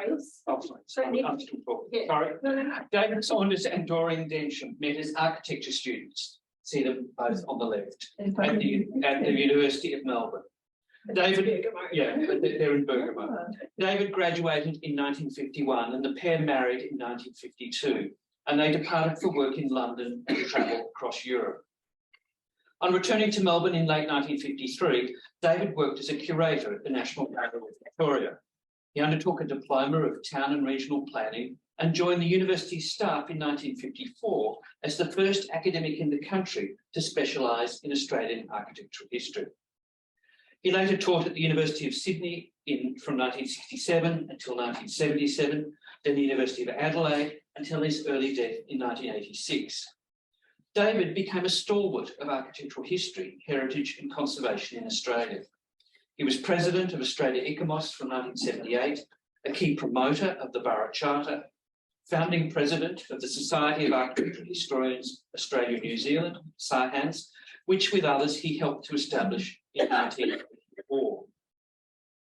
Doreen had significant influence, input and collaboration to David's professional career.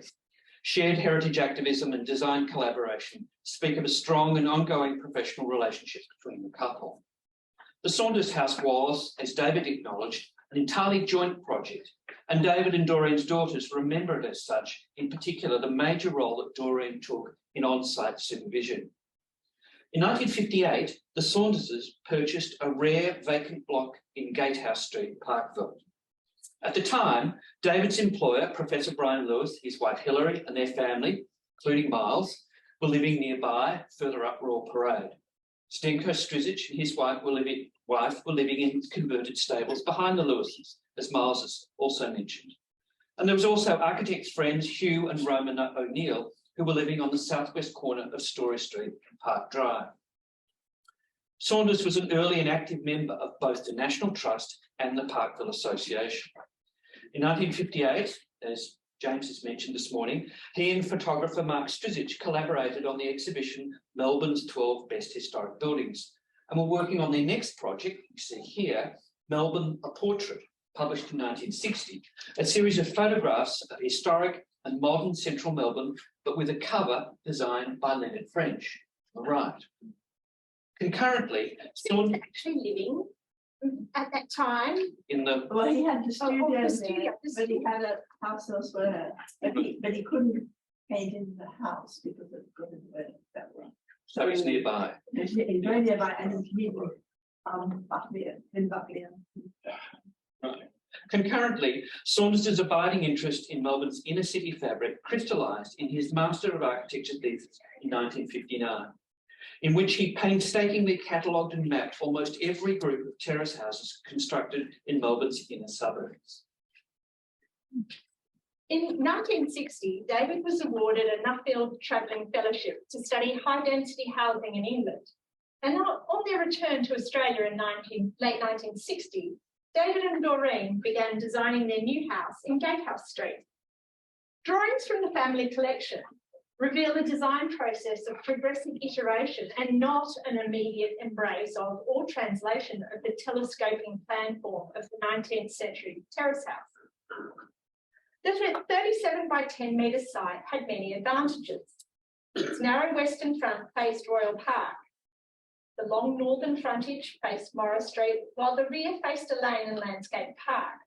To the south were existing two-storey 1880s terrace houses. There was also a fall of around 1 metre across the site, hence the potential for the house to explore interior volume. But there was also a restriction. Due to current building regulations, the house could only be 18 feet, 5.5 metres wide. An early scheme was of 2 hip-roofed pavilions. It was rejected after an appeal to the building referee. Another had a series of 4 concrete roof vaults. One had a Swiss chalet-like roof, but a study space at the house's western end with views of Royal Park became an enduring feature of subsequent iterations, as David and Doreen tested propositions for parking cars underneath with kitchen dining space and a balcony above facing the laneway park. The final scheme came closest to inverting the normal planning of the 19th century terrace house.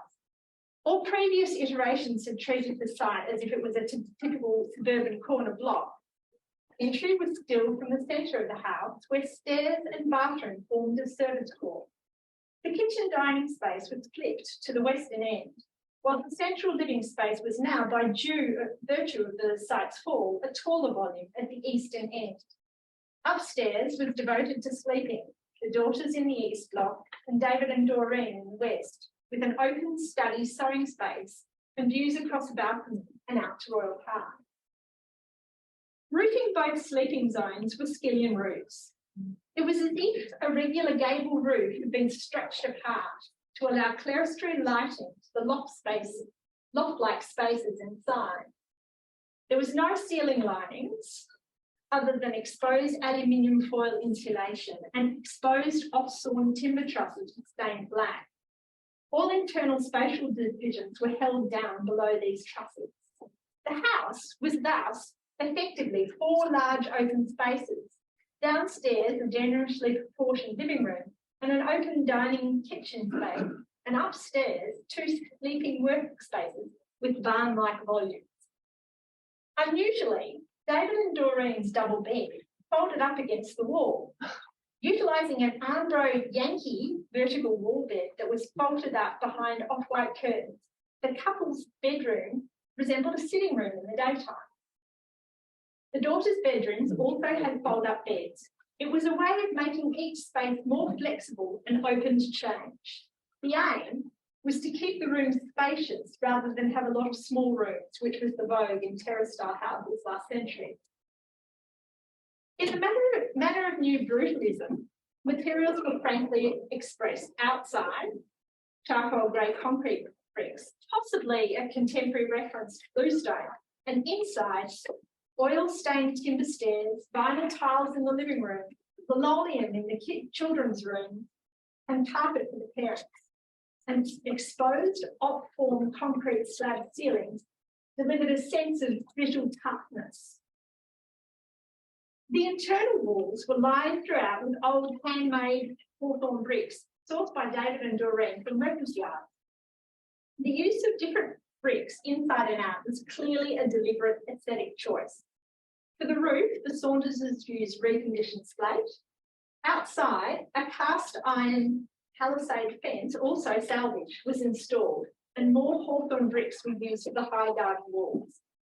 An earthen mound made from site fill between the cast iron fence and the dining court formed an acoustic barrier for Gatehouse Street. The rear garden, brick paved and planted with gum tree, had a brick barbecue built by David as a replica of a Japanese temple.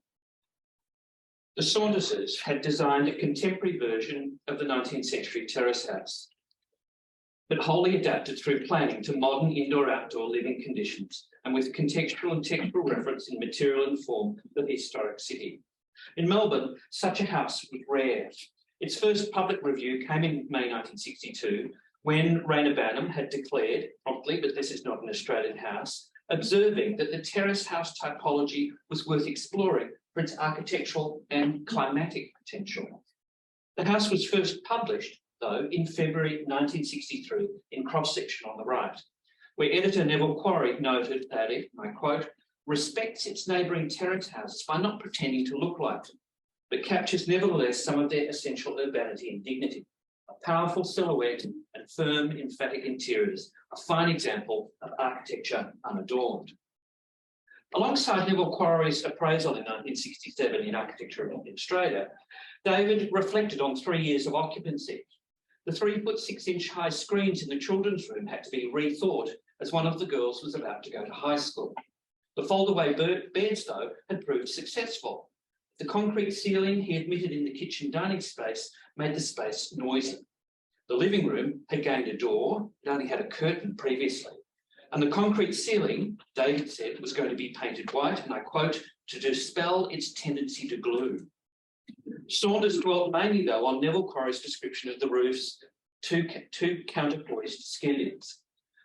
This is David talking now. I'm very interested in the design of terrace houses and wanted to experience this form of roof because it is a form which can permit more than 2 rooms in line down the depth of a terrace house's upper floor.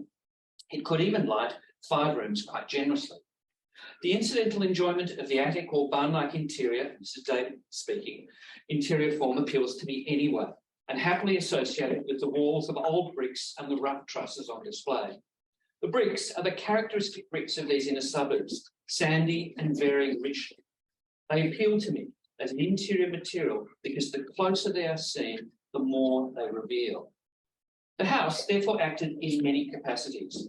David and Doreen entertained students, staff and international visitors a lot at this house. Students were often called in as babysitters, many of whom were international students whom the family had sponsored. It became an important pedagogical tool in Saunders' design studios and was frequently visited by his students for drinks and discussions on questions of the historic city, urban rehabilitation and renewal. It was also a model for how to build afresh in the suburbs.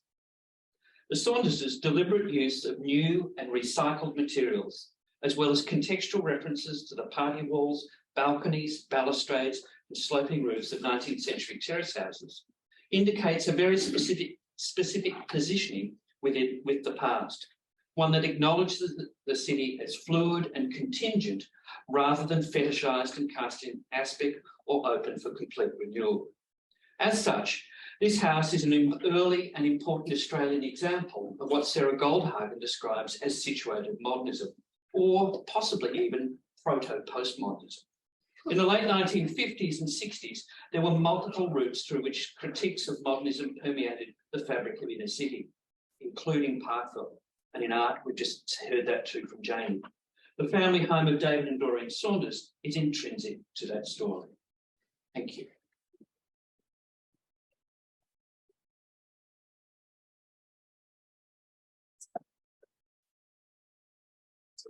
I'm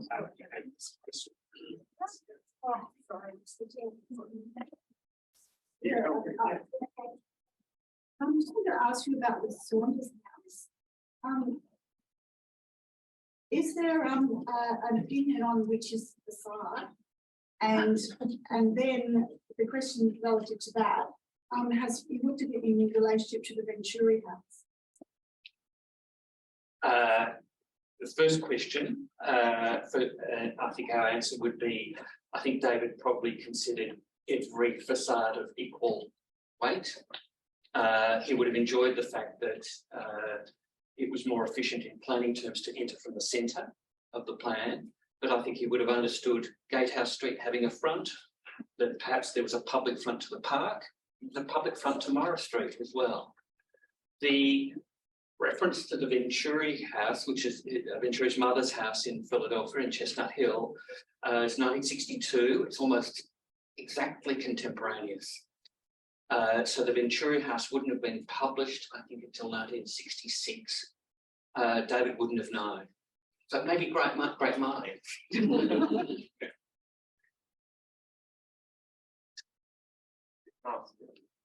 I'd always assumed that the reason the house didn't abut the south boundary, which would have made it more terrace house-like, was the building regulations. Yes, yeah, it was. Yeah, absolutely. The other comment I would make is, have you considered in relation to the John and Judy Bryan house in St Vincent's Place, which was yes, we the have. house was the same sort of program? Yeah, it's later, so it's 1967, and John and Judy Bryan were students of David's. Yeah. So I think. So we're assuming that their house is the progeny of this house. Yes, yeah. No.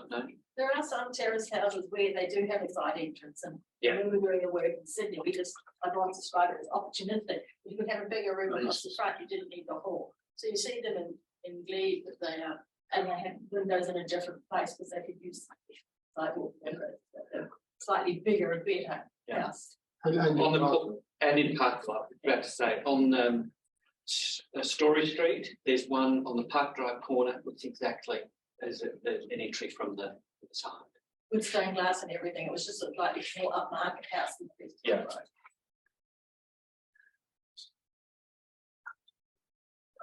So can I check, so David Saunders is the architect, but you mentioned all of them. Are they now recognised yes. as co-architects? Yes. Yeah, so all that, those early publications over which David would actually use the Some of the early publications do actually mention it as a joint endeavour. And certainly whenever David is speaking, it always is clear that it's a joint venture. Okay. David Saunders had a profound impact on the generation of the 1960s, including myself. I turned to architectural history because of David. And I still remember going to his house in 1967, people like Alex Serenich and Bergner and being introduced to bottles of red wine without any labels. Can I ask Jaynie a question? Yes. Jaynie, you presented fascinating material. I know. But I wonder, why do you think no one's published or brought together a story about it? I did actually ask those people who are like it about Nolan, you know. I knew Nolan, my father was his doctor, and I sort of sort of talk to him about it. So I suppose I have a directorial position. I don't know. I think people just don't think art happens in Parkville of that kind. I think it's, you know, it's not meant to be. But I suppose in those war years, it's interesting that they're not living in the flats. They're in quite cheap accommodation. And in fact, Bergner probably never paid his rent and moved from one house to another. I don't know, but there's a lot of material. It's a lot of it's in private hands. It's not easy to study. No, but it seems the power of the mythology of Heidi has overshadowed. Well, I did these. ask Kendra, Right. and she said, "Oh no, you know, I was looking at things. It hasn't really been done. You could do an exhibition on Nolan and Parkville, or Nolan and Bergner and Parkville, and you could use that. Right, really sort of gone into them.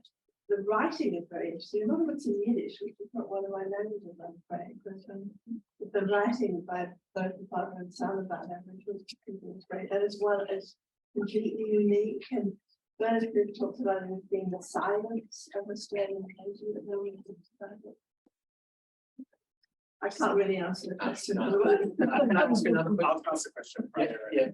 And I'm wondering what status the project is that you're working with Parkville, and how you'll work with the insights from today and how they kind of interact with the work that you've already done. Yeah, well, the review is in progress, and yeah, we're still completing our assessments and making our recommendations. So yeah, today's a great professional development day for us. I'm going to take it all back, incorporate it, and yeah. Definitely been some insights. Is it online to read yet? Today. No. No. Still counts. No, it's still draft. It's still happening. Yeah. And there's always the challenge with these sorts of things is that there's a lot of research. You have literally a team of of hundreds of people working on these sorts of and new information comes through and comes from unexpected sources. Was a great oral history. The presentation so that was someone's house, and you know, I know the references you're talking to when David uses the "we are architects," and this was a collaboration, and yeah, you know, still wanting a little bit more information, and obviously first-hand conversations with the family are very helpful to know the extent of that conversation. Yeah, and so therefore you're going to have a much bigger paragraph. Now it's going to be on 2935 Royal Parade. We've got it on our radar. Yeah, sorry. I was just going to ask, I thought it was great, the observation. I hadn't realised the extent of the motel as a sort of phenomenon. North, we call it North Park. Is that what we call it? Yeah. It's really interesting because I mean, compared to other places, Parkville's not thought of as a commercial area. It doesn't have a high street or a commercial street, apart from some milk bars and what was the place on Royal Parade, the stonemason. Anyway, whatever. But it had it's almost like the way that Royal Parade was adapted, to fit in this sort of post-war commercialisation that no one could avoid. This is the way that it came to I think it's really unique. My father would have stayed when he came on sabbatical and visited various unis. He would have been staying there, and we've got some of the souvenirs and places that he went around the world, and keep asking him, "Oh, can you remember? We went here," and he goes, "Oh no, I forgot." No, when he does remember. Yeah. So when he came over with my stepmother, he took her on a tour of all of the places he'd been at. I wasn't invited, but I can ask him. He definitely knows the area because he was here in the 50s and 60s. Yeah. So yeah, fantastic. That'd be great. With the Motel Park Royal, my late wife Jane came from Adelaide to manage the Park Royal. Oh, really? And I haven't filed on that. It was the first of the Park. Yeah, Theodore Bergner designed all the. Her ex-father-in-law was an owner of. There you go. It's exactly 2:30. I know we have another session. I mean, yeah. I'm just gonna, yeah. Thank you, everyone. Sure. Thank you, everyone. I hope you can hear me all right. This is a really very 15-minute summary of a 72-page cultural history report I wrote on the little-known headquarters of the Vintage Sports Car Club in Victoria's building at the rear of Gatehouse Street in Parkville. So I'm just going to talk to the issue. The club has published a wonderful book called Races and Restaurants by Jeff Berkeley, who owns a collection of Rileys. And in this book, it sets out in some detail the exploits of the Vintage Sports Car Club in Victoria as an annex of the Vintage Sports Car Club of Australia. And some of the information that I'm going to give you is about that. I'm the proud owner of an Elvis 1250 Duck's Back. It's called the Duck's Back, 1924. And I just had a whole lot of ducks coming up in Tasmania many years ago. The heritage of vintage cars is really quite fascinating, and the iconography, if you like, is fascinating. This is the badge of a Hispano Suiza, which is a very proud car, and this is an Elvis like mine with a hood up. The club has a large membership, and there are literally hundreds of vintage cars in our collection. And the Vintage Sports Car Club is cars that are for sport, and a vintage car is between 1914 and 1930. After 1930, they're referred to as post-vintage until the Second World War, and after that, they're classic. Classic, they're just rubbish.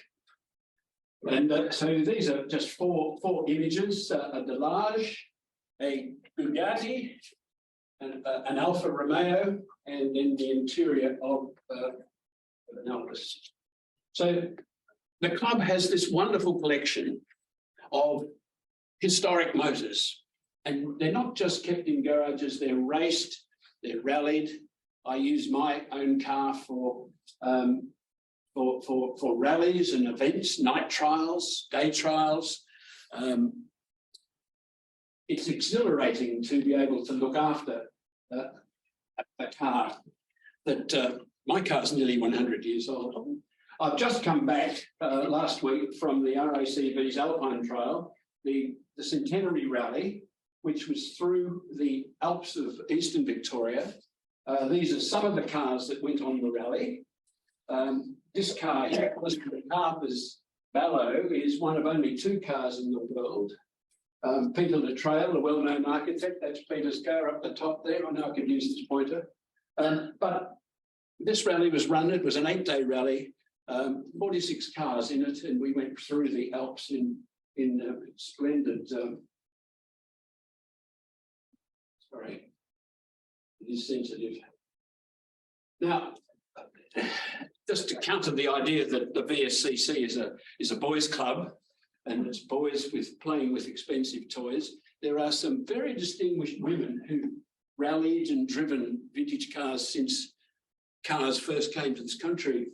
And in the 1921 rally, the Braithwaite sisters were very close to winning the whole event in an imported Citroën. And not only that, but the club has as a legacy Joan Richmond, who was one of Australia's greatest female rally drivers. She left her complete collection of trophies and books and paintings and photographs to the club, and we have them in our headquarters, which is what I'm going to talk about next. Now, this is meant to be a 90-second video of me as navigator in a 1924 Bugatti on this Alpine rally. Sadly, the PC computers won't speak to my Macintosh. So this is you can imagine 90 seconds in this car doing 50 miles an hour around all these bends in the Alps. But that's a Bugatti driven by Chris Turdick, whose grandfather, Arthur Turdick, won the 2nd Australian Grand Prix. So what am I talking about? The Vintage Sports Car Club occupies this nondescript 2-storey building at the rear of Gatehouse Street in Parkville. And I've been involved with vintage cars for 30 years. And 10 years ago, I offered, and the club accepted my undertaking to write a cultural history and also conservation plans for the salvation of the building, because it was in a fairly depressed state. And this is the history of the building. The BSCC was established in 1945. Motoring enthusiasts who had this wonderful collection of cars and nowhere where they could meet. They first met at the University Boat Sheds, then they went to Queen's Road, and then in 1964, a company called Vintage Gatehouse purchased the building in at the rear of 110 to 114 Gatehouse Street, which is right near the Saunders house. And it was in fairly quick time after the club had purchased this building that it was fixed up by Graham Quinn, who was a very well-known Melbourne builder. It was all done on an honorary basis with recycled materials. And the club used the place to store a lot of artefacts and engine parts and even a car, as well as memorabilia. And in undertaking my research, I came across the Lang brothers. It was there. I discovered that this building was the Lang brothers' workshop, and that the Lang brothers actually built the 3 big terraces fronting Gatehouse Street, just north of the Saunders house. So, who were the Lang brothers? I did a fairly heavy genealogy on them. They were born in Scotland. John George Lang, Thomas Lang operated as builders in Carlton, and they built a large part of Parkville, and with Miles's indexes, with the capacity to use Trove, etc. Now, there's a lot of extra work can be done now to expand the work of Thomas and John George Lang. They lived in 2 of the terrace houses, 110 and 112 Gatehouse Street. And in 1890, they built their 2-storey brick workshop, stable and offices at the rear of 114. So this is the building, the Gatehouse Club rooms, at the time that the club purchased it. And you can see that it's been, this was an entrance to the site, 114 Gatehouse Street, which was access, in fact, to the yard.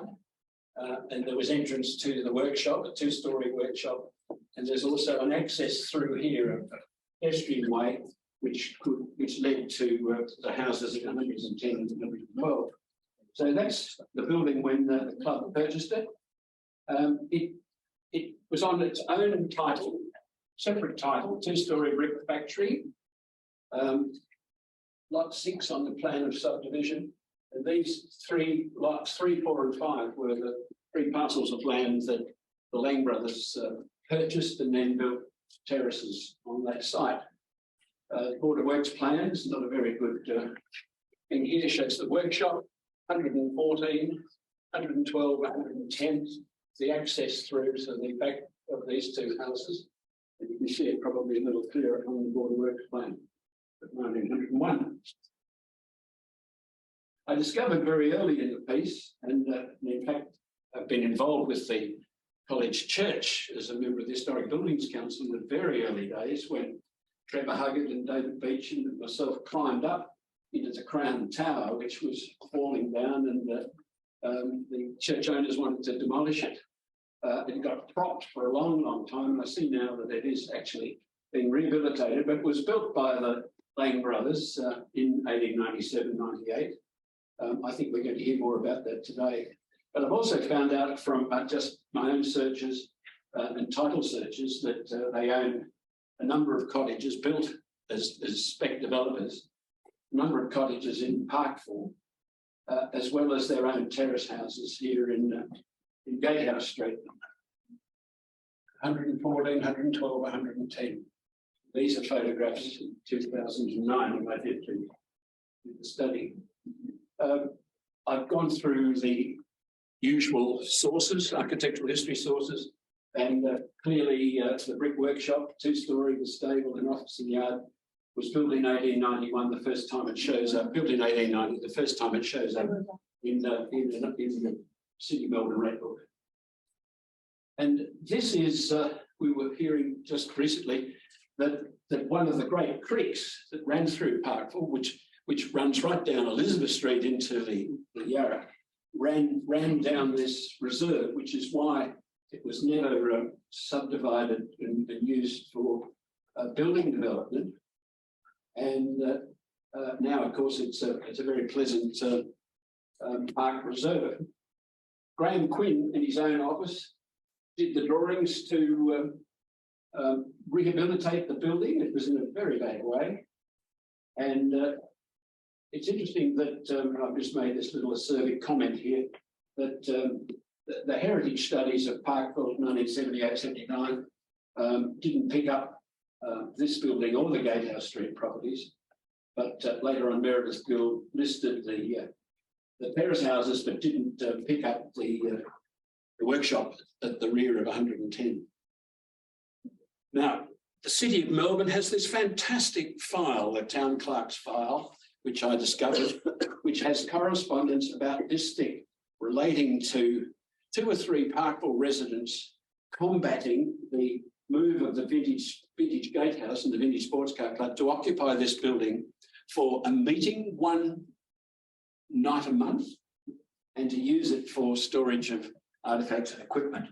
And one man, a very acerbic character, Mr. Ty, who lived in Caulfield, wrote the first meeting was on the 15th of August, 1965. The meeting was attended by about 100 people, both men and women, in a building having but 1 toilet. It is this point I would like to particularly make to you, a member of the Health Committee. The meeting lasted from about 8 p.m. until about midnight, and much use was made of the back fences of 114, 112, 110 in the right-of-way for toilet purposes. As you can imagine, the rights of the tenants in these properties is totally restricted by this most objectionable behaviour. They were unable even to enter their own back gate. Keam, a well-known Melbourne lawyer, denied this vociferously with the town clerk, saying that this is just another way of attacking the vintage sports car club's move into a building which otherwise had been redundant and vacant for a long time. So Michael Lindell, many of you will know Michael Lindell, others won't. Miko, architect, wonderful cartoonist, great friend of Miles and Mary, no doubt. I told Miko about this letter. And the next thing Miko provides for me is the first meeting of the VSCC at Parkville, August 1965, with all these 100 men all having a leap on the fences, piddling off the roof of a T-model Ford, and Pete on the trails, Vauxhall. And I just think it's such the most wonderful drawing. We've got that on display in the club rooms now. In 2009, the meeting room upstairs at the club had really not been looked after very well at all. The Solomon ceiling was falling in. The displays on the walls were ad hoc and totally unedifying. Joan Richmond's collection of trophies is in this cabinet. So I put my hand up and said, I'll be the architect to renovate it. So after quite a works campaign, of which I did a lot of the ladies' work myself, we turned that building into this, and it's now a wonderful meeting room. We've offered the Parkville Association the capacity to use it. Yes. And instead of having ragbag illustrations all over the walls, I made up these fabric-covered panels. We've got good audio visual now, and the members meet. And in recent times, I've just renovated the library. The club has this fantastic automotive library, and we are discreetly placed in Parkville. We're happy little residents. We've joined the Parkville Association, and we're very happy. And there you are, Philip. Well done. So long. Well done. Everyone says to me, "What sort of a car have you got?" An Elvis. An Elvis. So there you are. Thank you. Just to segue across, I don't know if you realise, council are renaming the laneway in some Ievers Reserve. So that comes back to Jaynie. They're going to be called Redpath Rise. The strip is a Redpath Rise. Yeah. Fantastic. Thanks very much, Alan. Today I'm going to talk to you about Melbourne University Royal Park and Melbourne Zoological Gardens, framed by the decade of the Roaring '20s. Rather than do the traditional welcome to country, I wanted to give you a little background on the Wurundjeri people of the Kulin Nation, who from the 1800s groups began disappearing from their traditional homelands. What happened to them? If you will indulge me, there is a little of what I'm able to piece together. In 1836, Corndyke Aboriginal Station was established on Wurundjeri land on the initiative of the Scottish minister John Green and the Wurundjeri. Other peoples from the 36 Kulin Nation clans who had been displaced since 1830 joined them. The reserve was originally 2,300 acres, but was later increased to 4,850 acres. The intention of the Wurundjeri was to throw away war spears and live like white people. This was the beginning of the reserves movement across Victoria. The initiative met with success at first. Everyone was happy at Corndyke Station. To be continued. University of Melbourne, sorry.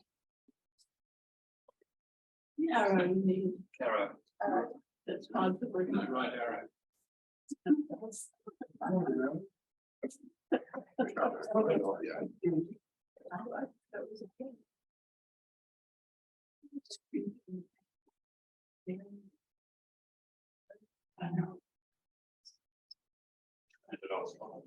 And the University of Melbourne was founded in the years 1853 to 1855. The site of Royal Park was set aside for public purposes in 1845 following a public petition. The Melbourne Zoological Gardens was the last of the tripart to be established in 1857. In the early 1920s, Melbourne was still the seat of the Commonwealth Government. Department stores had arrived in lively Burke Street and the Burley Griffins were in town. They had recently completed Newman College. For the zoo, the 1920s didn't exactly roar. The zoo didn't experience a renaissance until the 1960s under Alfred Butcher. Royal Park was said in 1923 to resemble a wilderness, and by 1933, most of the native trees had been removed. What can we learn of this key period in Melbourne's history about Parkville and its future direction? Melbourne University was founded in 1855 by an act of the Victorian Parliament. The founding professors of the university received a salary of £1,500 and a house for life. The gatekeeper's cottage was designed by the university architect Josl in 1860. Before the 1870s, much of the area was known either as Hotham, North Melbourne, or Carlton. And during this time, Parkville was simply a locality of Carlton. The name Parkville came into common use after 1875.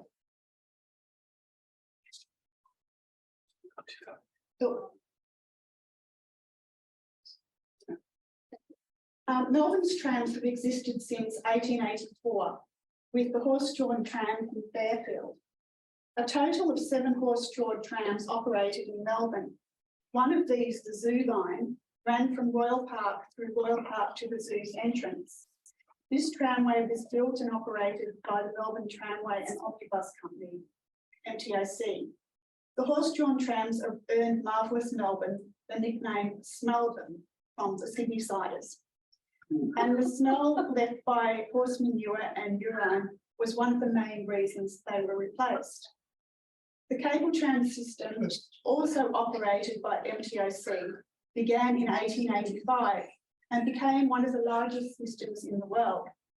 The first electric tram opened in 1889, but the electric system didn't really take off until 1906, with the St Kilda to Brighton line built by the Victorian Railways, and the Essington line under the control of the North Melbourne Electric Tramway and Lighting Company. The last Melbourne cable tram closed in 1940.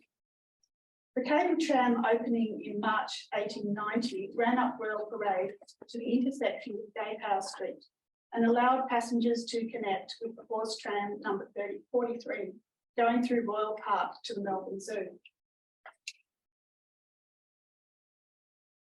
People have collaborated and kept animals, often to symbolise power, for thousands of years. During the 18th and 19th centuries, what was known as menageries often royal collections, were turned into zoos and ultimately opened to the public. Oh, yeah. There we go. Marion Mahoney, 1871 to 1961, is one of the earliest licensed female architects in the world. She graduated from MIT in 1894, the second woman to do so after Sophie Hayden. On graduating, she worked for her architect cousin, Dwight Perkins in Chicago, who shared a space with other architects, including Frank Lloyd Wright.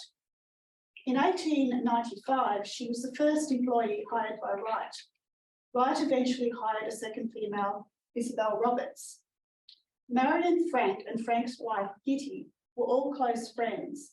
And this is Kitty here.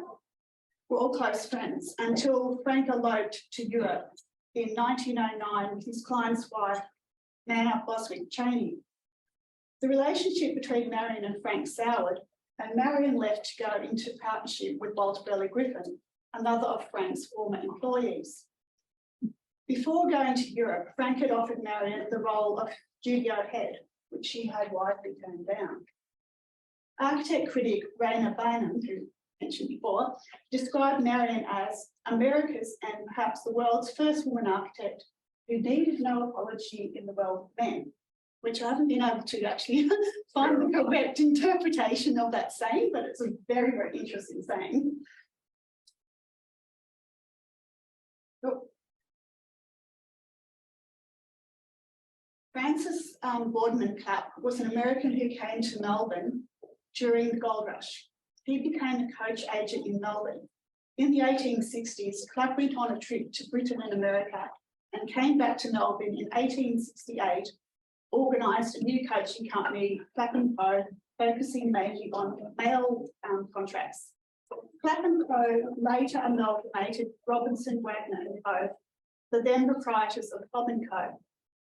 The cable trams encouraged the development of the central business district of Melbourne by providing cheap transport to the emerging commuting middle class and reducing the need of the working class to live adjacent to their workplaces. The Zoo line began as a weekend and holidays diversion of the horse omnibus along the Brunswick route.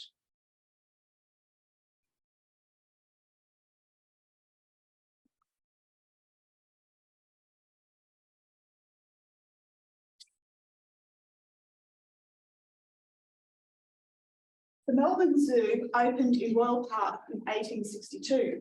Its principal purpose was to acclimatise fauna from around the world to the Australian conditions.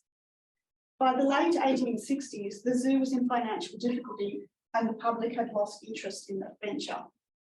Under the directorship of Albert Lossois, the former secretary, in 1882, the zoo embarked on a new direction. The zoo began to build a collection of animals for the amusement and education of the colonists. In 1883, purchasing its first elephant. Between 1870 and 1893, he expanded the number of animals from 285 to 1,300. Albert was succeeded by his son Dudley between 1856 and 1923.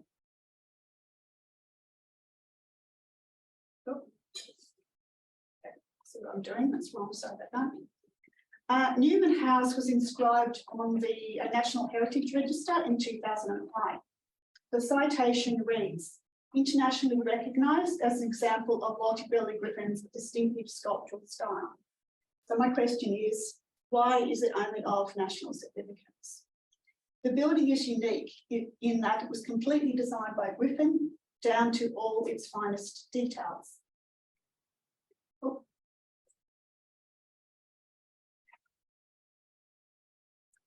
In 1869, Clapp imported Broadway stages from John Stevenson's factory in New York and formed a new venture along with William McCulloch and Henry Hoyt and named it the Omnibus Company. The company began operations on the 23rd of March, 1869, running horse trams from the Birmingham Arms in Fitzroy to Spencer Street. By 1882, the company was employing 402 men and had 178 buses running in 15 routes and utilising over 1,600 horses. Oh. Culture Victoria says, in the early 1900s, a trip to the zoo would have involved a ride on Queenie the elephant, throwing peanuts to the bears in the bear pit, and watching Molly the orangutan smoke a cigarette in her small enclosure.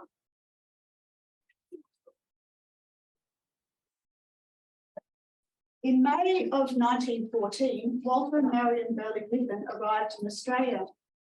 Having been appointed the Federal Capital Director of Design and Construction to supervise his winning plan for Canberra, he was permitted to spend 56% of his working time in private practice.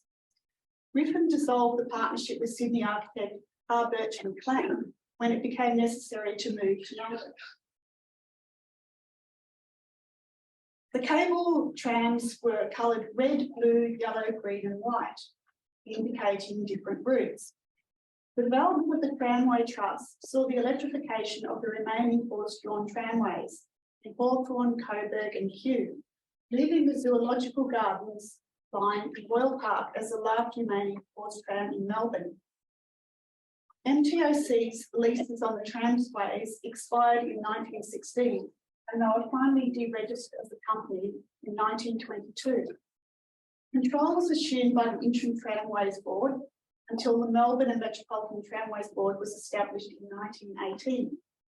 In 1926, Swanston Street to Brighton cable tram was changed to an electric line. The same year, W-class trams were introduced, painted in green and cream colours, and the Preston workshop was opened. Sir Colin Mackenzie began his atomical collection in 1902 on his return from South Africa. It was to eventually form the basis of the national collection of the Australian Museum in Canberra.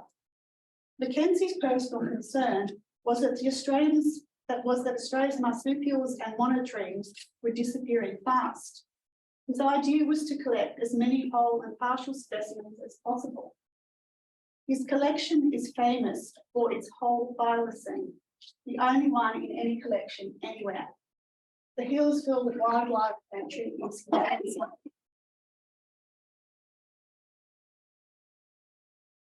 Marion and Walter worked together in Melbourne from 1915 until they moved to Sydney in 1924. Burley-Griffin designed furniture for the college, including distinctive chairs and tables, bookshelves for the dining room and original bedrooms. Much of the furniture is still in use at the college, but some of it has found its way into private collections and galleries. The development of the CBD, particularly the great department stores such as Myer, Bell & Welsh, Buckley and Nunn and others, was enabled by the construction of the cable car system. The development of the first major shopping strips such as Chapel Street and Lygon Streets was also driven by the introduction of the cable trams.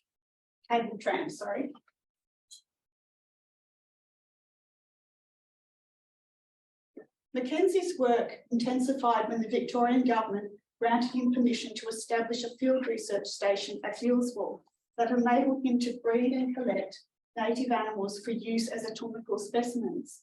Mackenzie's thylacine specimens were obtained post-mortem from the living thylacines he had purchased.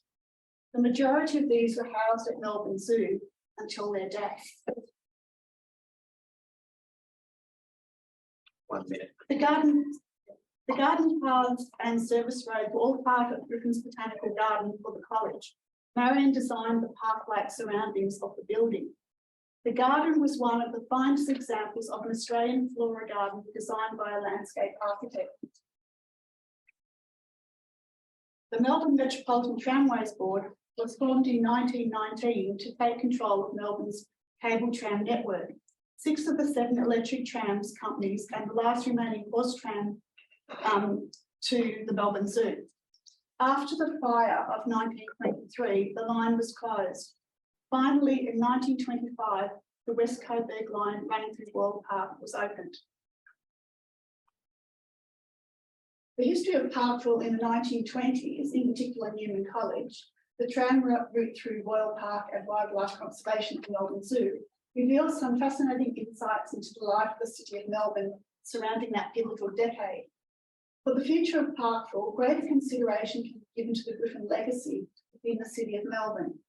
Tourist-oriented horse-drawn tram could be reinstated, taking tourists from, and I've edited this, from St Kilda, where Griffin is associated with the Palais Theatre, down St Kilda Road to the Zoological Gardens.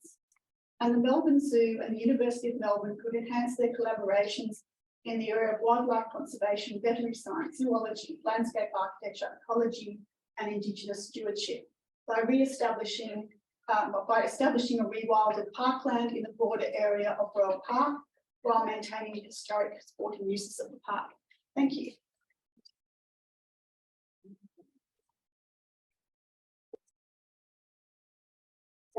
Thanks, Gord. Yeah, so Mary and I will be discussing the history and conservation of former college church, as well as its ongoing place being the park. The church was originally Presbyterian, and it's located on Royal Parade in that green triangle at the Southern Avenue. Until 1934, it was the only church in this area of Parkville, although there was the Anglican Church in West Parkville. Speak up. Oh, sorry, Miles, thank you. There was the Anglican Church on Church Street on the west side of Parkville, and chapels associated with the university colleges as well. Other churches have been added, but I think only 2 others. The building itself is constructed primarily of red brick with decorative dressings in Oamaru limestone and a slate roof. And the tower, which is what we tend to focus on in this presentation, is capped with a distinctive crown consisting of limestone buttresses and a highly detailed limestone lantern. The church was completed in 1898, although it was the result of almost a decade of preparation. The Erskine Presbyterian Church in Carlton had constructed a Sunday school nearby on Gatehouse Street in 1888. And since 1890, the Parkville residents of the congregation had been petitioning for their own church in Parkville. They left in the early 1890s and took the minister of the Erskine Church, Reverend Josl, with them. First to the Ormond College Chapel, and then following its completion to College Church. And it's due to Josl that the church originally had a crown. He'd studied at King's College in Aberdeen in Scotland, and seems to have stipulated that a similar crown to the one in Aberdeen was included in the design of the College Church. The architect Robert Lawson won the competition for the design of the church, and although he's often known as a New Zealand architect, Lawson was also a Presbyterian who was born and studied in Scotland. He moved to Melbourne in the 1850s to make it in Australia, but appears to have been surprised by the state of the city at the time, noting in his diary, and all text is there, but saying, "I found myself amid a confusion which I most certainly did not expect. The different styles and proportions of the various houses were neither straight nor elegant, and as to the design or fine taste displayed in their erection, certainly I could see but little." So Lawson had left behind Scotland with dreams of designing a Gothic church and a Tudor mansion, but arrived in Melbourne in the midst of the gold rush, with tens of thousands of migrants arriving annually, often living in tents. Whether because of this disappointment or because many other British architects had the same plan but were more successful, he left the city and spent much of the following 6 years in and around the goldfields. As the gold rush ended, Lawson set up a practice in Melbourne, but left the same year after winning his first major project, a competition for the Presbyterian First Church of Otago in New Zealand, where he flourished and designed over 40 churches and schools, and in 1880 designed the Seacliff Lunatic Asylum, which at the time was described as New Zealand's largest building. He returned to a much changed Melbourne in 1888 in a self-imposed exile after it became clear that the first church of Otago, also constructed of armoury limestone, had substantial leaks, and following the partial collapse of the Seacliff lunatic asylum, for which he was found partially responsible. At the time that College Church was built, Victoria was in the midst of an economic depression, which had led to a run on the banks and had caused 54 of the 64 banks operating in 1891 to close by mid-1893, 30 of them permanently. The congregation therefore funded the work themselves, raising over £2,000 by holding multiple day bazaars and through individual benefactors. One of the main benefactors appears to have been Mrs. John Walker, who's named on the foundation stone. Her husband, Alderman John Walker, had recently died and bequested a substantial sum to his wife. And it seems that she gave a lot of that to the church.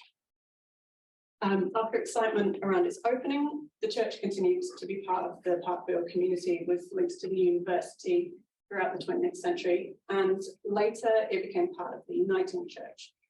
In 2008, it was sold by the Uniting Church to the Mar Thoma Syrian Church, a Christian denomination originally from Kerala in India, to become their first own church building, rather than holding services in members' houses. The Mar Thoma Church noted their obligation to the local community and are currently funding the conservation. It's interesting when we were doing research for this presentation that based on census data for the last 20 years, the proportion of people in Victoria with no religion has increased from 22% to over 50, to nearly 40%. But over the same period, the proportion of people in Parkville with no religion almost always been higher, increasing from 22% to over 50%. Despite this, College Church has been an important landmark within the community, possibly because of, rather than despite, intrigue around the condition of its crown. RBA have been involved in the project since 2015, when we undertook a condition assessment of the existing building as part of the church's proposal for a new church hall on the avenue. The fact that the crown was in a precarious condition was obvious. There was rusting scaffold beneath the balusters, and the lantern was completely missing.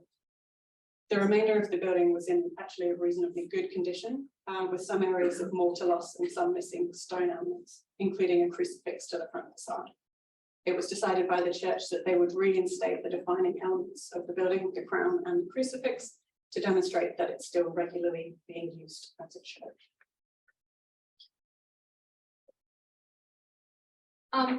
In pursuit of an authentic reconstruction of the lantern, a core challenge encountered by the RBA team was the lack of detailed evidence. Despite an exhaustive search, only a pair of grainy historical photographs, as we can see there, depicted what the lantern would have been like. There was not enough evidence to ascertain when the lantern was dismantled and by whom. There were stories ranging from the unstable nature of the lantern to it being struck by lightning and falling off.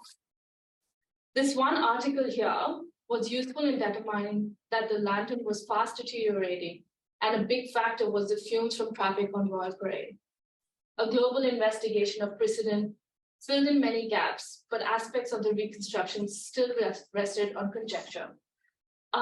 If you look at the image on the top left, you can see that sort of an image that we straightened and cropped and tried to figure out what's happening there.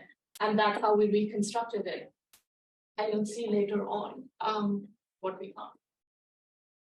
In 2020, the church community tried to donate these pieces of stones they found in the Vickers shed to the university for students to play with, which led them to Heritage Victoria, who then recommended them to talk to their conservation architect, which led them to us.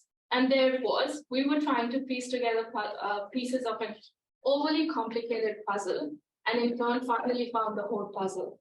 Those were pieces of the crown lanterns, each and every one of them. The knowledge gleaned from investigating these remnants was crucial in revealing the actual size of the lantern, a relatively massive 3 meter in height, and unknown decorative details. But it wasn't just aesthetic, we discovered the means of construction as well.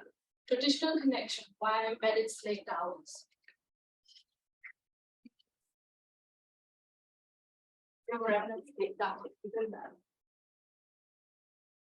Based on this new information, RBA have worked with stonemason OC Stone and engineer Joe Spano to prepare an incredibly faithful reconstruction of the lost lantern for return to the crown.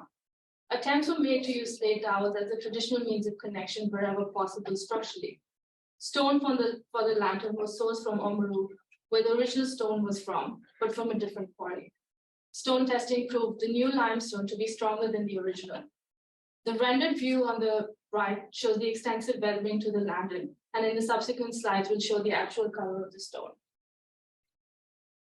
After procuring the stone, it was carved at the stonemason's workshop using a mix of traditional and contemporary tools. The French rag was used to smooth out the surface of the soft limestone. Finer details were carved with the good old mallet and chisel. RBA worked closely with the stonemason as and when new discoveries were made. The whole process of back and forth on a project that lasted a good couple of years finally felt like it would reach completion when the lantern was assembled on site. As can be seen in the images, it was no easy feat to assemble such large pieces of stone at such a height. But as we were excited to see it finally come together, so was the community in Parkville. Finally works to that church with the scaffolding will finish. We have received great comments from the community throughout our work at the State Heritage Listed Church about its delicate tower and ornate crown lantern. Some of those are here, and I'll read some of them out for you. Congratulations, Abby. I can't wait to see the unveiling. Have been watching for 20+ years. Roger, as a local resident, I just wanted to commend you on your practice on the conservation works currently underway at this church. We refer to it as Gilles the Minor, I'm sorry, Charles. Yes. After St. Charles Cathedral, Edinburgh.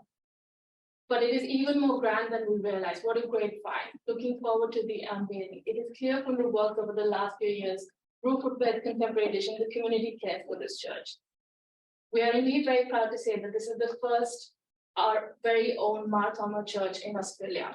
And I'll let you read the rest.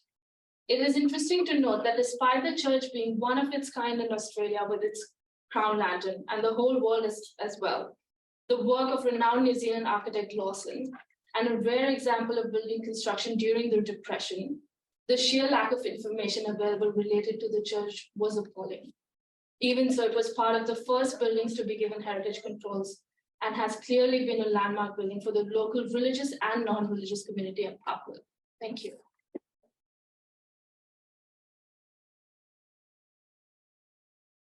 Thank you. So we have time for questions for all of our speakers. If we could have them all up here.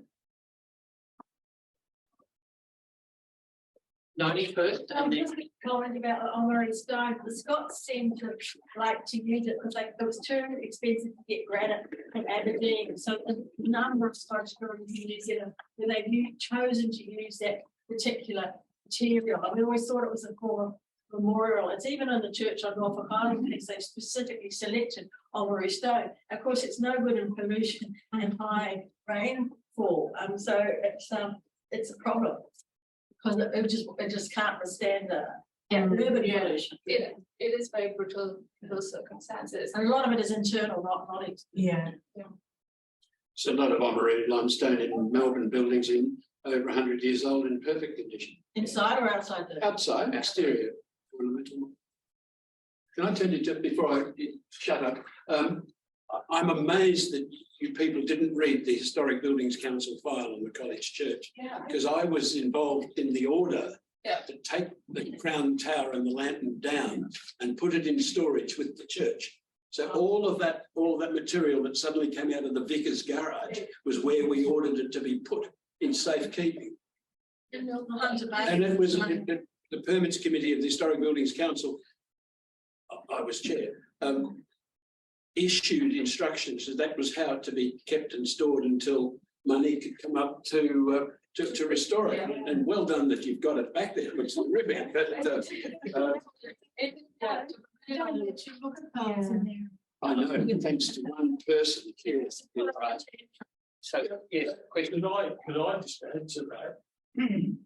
As the Secretary of the Parkville Association and having had the opportunity earlier this year to crawl through our archives, I found a box of Kodak slides of the investigation in the 1970s that led to the removal of the danger of the Crown becoming dangerous. So we could have helped you.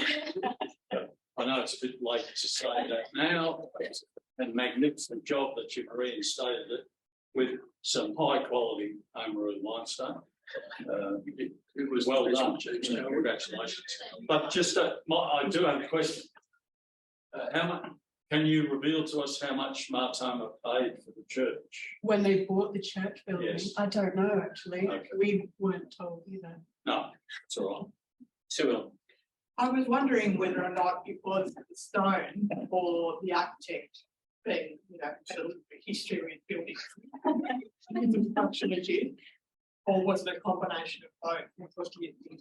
I think it might have been a combination of both. The big armory stone building, the first church at Targo that he did, it did leak, and part of that was because of his poor oversight, I suppose. But lots of buildings do. And he was found to be only partially responsible for the collapse of the Seacliff Asylum.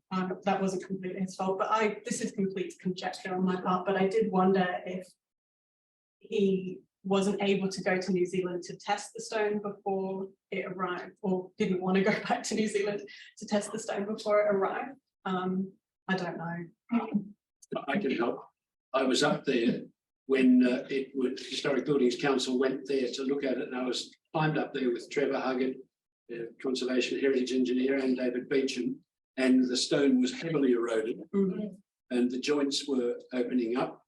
And there was also the problem of using iron cramps, which had caused stone to sprawl as well. So there was only one option, the only option, because there wasn't any money to restore the tower with the college church people, was to take it down and put it into storage. And then the four ribs were supported by scaffolding, which was, I think, designed by Trevor. Which had actually worked itself loose by the time we got well, back up there. And I think it was Bruce has said the 1970s, I think it was perhaps early 80s that we issued a permit to deconstruct it, but it was in a terrible mess. Yeah. Alan, I was going to ask, do we have another question? I had a question for you, Alan, on the racing car, or the vintage car club, if I got the name right. The drawings show sections of timber. So was it constructed as brick panels with timber infill? No, it was just a builder drawing brickwork with vertical instead of horizontal lines. Why? Brick. It's brick. It's brick, yes. It's all brick. Below the upstairs windows. That's right. Yeah, they look like timber. Yeah, they look like timber, and it has a note on the drawing. I should put it out to you, 9-inch brickwork. All right. And see, they were the loading bays to get up to the top. And what they did was, in putting the brick panels in, they did, they had needles, ties at about every 6 courses instead of every 3. So when we fixed the building up, we put additional cross brickwork ties to stabilise the panels, which you could actually push. And the other thing I didn't tell you is that we're now working on the exterior of the building, and I'm going to City Council and Parkville Association soon with to paint the exterior of it a really dirty red, purple, black colour, like the colour of a clicker brick. And David McGregor, who lives next door, she doesn't like the colour, does he? If said that, not me. Well, she hasn't seen the colour because I haven't revealed the colour to anyone. There is a colour on the wall which is not what we're proposing. Now, I'm going to ask Christine a question first. Christine, interesting paper, because you had these parallel, if you like, narratives One was wildlife conservation, one was the griffins, one was transport. And is there another that was the Indigenous one, a sort of silent parallel? Yeah. So in a way, what you're suggesting is for the future that more could be thought about in heritage terms or interpretation of the site more generally by linking these figures. Well, the best way to preserve heritage is to think about it in a very practical way. And then also certain things happen, like I think, I mean, I'd love to research more about this, but I think that the fire of and the burning down of the zoo line, so they burnt down the stables, they burnt down the all the infrastructure, and only the horses escaped. And that was burnt down during the period, which is another thing that's a silent bit of history. 1923 police strike went for several days, and there was massive looting in the city of Melbourne, and apparently Squizzy Taylor got the Guernsey for apparently doing it, but when it came to the court cases, it was all unknown young boys. But there were like massive riots in the street. It was crazy. I think that was an instance of heritage vandal, heritage, when they set fire to heritage. Demolition by sending in the thugs at an opportune time to actually rid the, because there was a letter by the Royal Park trustees who finally caved in to like having the trams electrified through the parklands. So there was a series of things that obviously pushed that into being. And I think if you research it, it probably would be that. Right. So fascinating.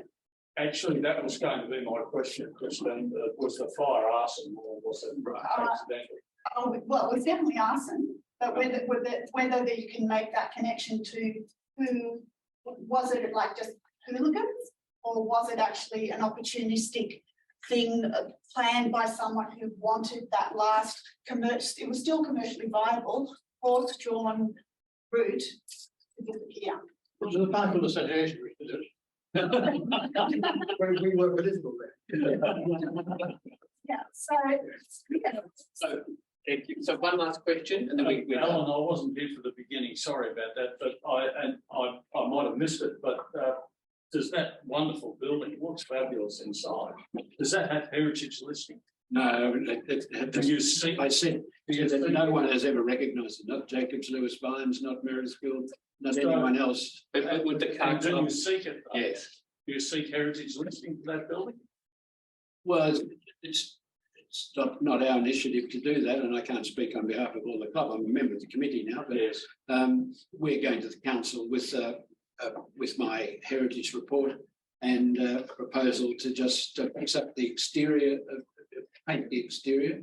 Can't take the paint off because there's so many different bricks in all sorts of different panels, and there's serious rising damp problems with the property to the west of it, which we have to address. But we love it, and it was since a builder friend of mine and myself, we fixed it all up. The psyche of the membership has just improved out of thing. They all come to the monthly meeting now, and they can see all our paintings and photographs and things neatly arranged. Well, it just seems to me you spent a lot of money in good faith, and they gave me $50,000. The club gave me $50,000 to fix up the interior and the library, and I spent 28.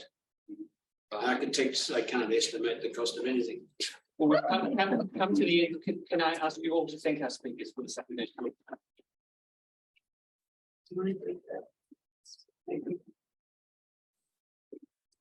Okay, so the location of the university in Parkville, in close proximity, as we've heard in all the previous talks today, to the park, the hospitals, the houses, has had a significant impact on pedagogical activity for many decades.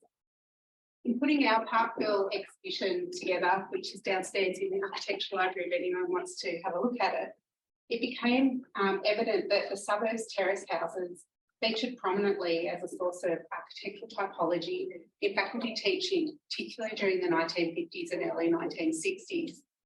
And around 13 theses in our collection specifically mention terrace houses in the title. The theses that we selected for display in the exhibition are mostly fourth-year research reports produced by students of architectural history, which was taught throughout the Bachelor of Architecture at the time.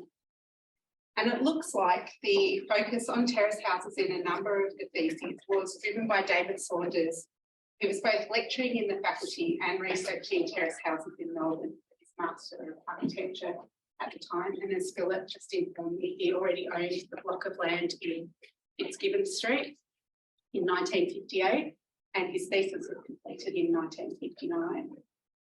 So the slides here feature photographs of terrace houses in Parkville that were included in the theses of Ada Nichols in 1955, Helmi Siriga Esselgo and H.C. Eng in 1959, and Charles Ho and Leslie Bland in 1961. That one specifically focused on the architecture of Parkville. And we also have pictures from Saunders' own thesis from 1959. They're an invaluable resource, not only reflecting how architecture was taught at the time, but also in capturing buildings that have been altered or demolished in the ensuing years. And you'll see in the slides here that some houses have barely changed over the years, while others have been almost arguably disfigured. Ada Zernikal's thesis is a chronological treatment of terrace houses in Australia from 1850 to 1910. It's mostly a photographic survey with descriptions of features and some comment from the owners. I should add that all these theses are available online through the University of Postwar. Helmi Siriga Esselgo and H.C. Eng's thesis, Terrace Houses in Victoria, focuses on the layout and ornamentation of the houses, and it contains a number of hand-drawn floor plans, the majority of which are located in Parkville. And David Saunders used some of these floor plans in his master thesis. Charles Ho and Leslie Bland's thesis, Parkville, an Architectural Introduction, covers the history of the suburb, concentrating on what they call the intrusion of dwellings on former Crown land, providing a photographic survey of the area, as well as a detailed history. And David Saunders' master thesis, Terrace Houses Master's Thesis, Terrace Housing in Melbourne, examines the rise and fall of the terrace house and predicts its return, his return to it. Divided into 5 sections, the thesis covers the nature of the terrace, the design of the terrace, the role of the terrace in supporting the notion of town as a compact living place, and finally the extinction of the terrace. The thesis features many photographs and floor plans. And a more complete survey of terrace houses is contained in the appendix, as well as mapping showing the location of terrace houses in pretty much every suburb of Melbourne, and even more photographs. Other notable students from the faculty whose work is included in this presentation are Peter Freeman, John Bryan and Evan Walker, which will turn up in Eric's presentation. So in addition to the thesis, the library has a collection of albums containing assessment instructions and exemplar student work from 1957 to 1964. And Eric's now going to present what he has discovered from these albums about how students interpreted Parkville and its architecture. Thanks, Sarah. Hi, everyone. I'm Eric. I'm currently an intern at the library, and I work on the Parkville exhibition. So for today's session, I would like to share some of our findings from our curation process. So firstly, there's diversity in terms of size and scales that has been engaged, which comes with different positions held in both the students and academic bodies. This reflects the teaching philosophies from faculty under a period where the socio-economical reality has undergone a dramatic change. It is lucky that our library has held these materials over time, which at current time hold invaluable accounts of Parkville in 50s and 60s. They also become strong evidence of the dynamics and even potential conflicts in architectural and planning thoughts at the time. Our flexible student project from our faculty design Alvin Fletcher to explain these findings in detail. So the first one, in 1959 town planning design subject led by John Elliott, students were asked to examine current conditions of the university's surroundings. Following this, they will be expected to propose a redesign of some neighboring sites around the campus for university purposes. In John Brown's design, he imagined the site in 30 years transforming 4 moves. In this design, the cemetery, the Princess Park, and Park of Carlton were on the level, focusing on creating a new living and recreation precinct for both academic and students, where its historical trace seems to be completely erased. This tendency of favoring modernist tabula rasa approach can also be seen in the assignment brief, which asks for a redevelopment of the Melbourne General Cemetery for university purposes.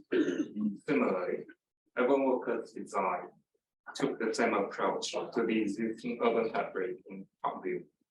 Its focus shifted from the cemetery to the terrace houses, which were part of the triangular plot west to Sidney Road were proposed as a new site for medical schools and research facilities. 50 years later from the time where this design was proposed, under the lens of heritage preservation, these schemes seem more radical than ever. Yet this contrast precisely demonstrates the social change at the 50s and 60s of last century.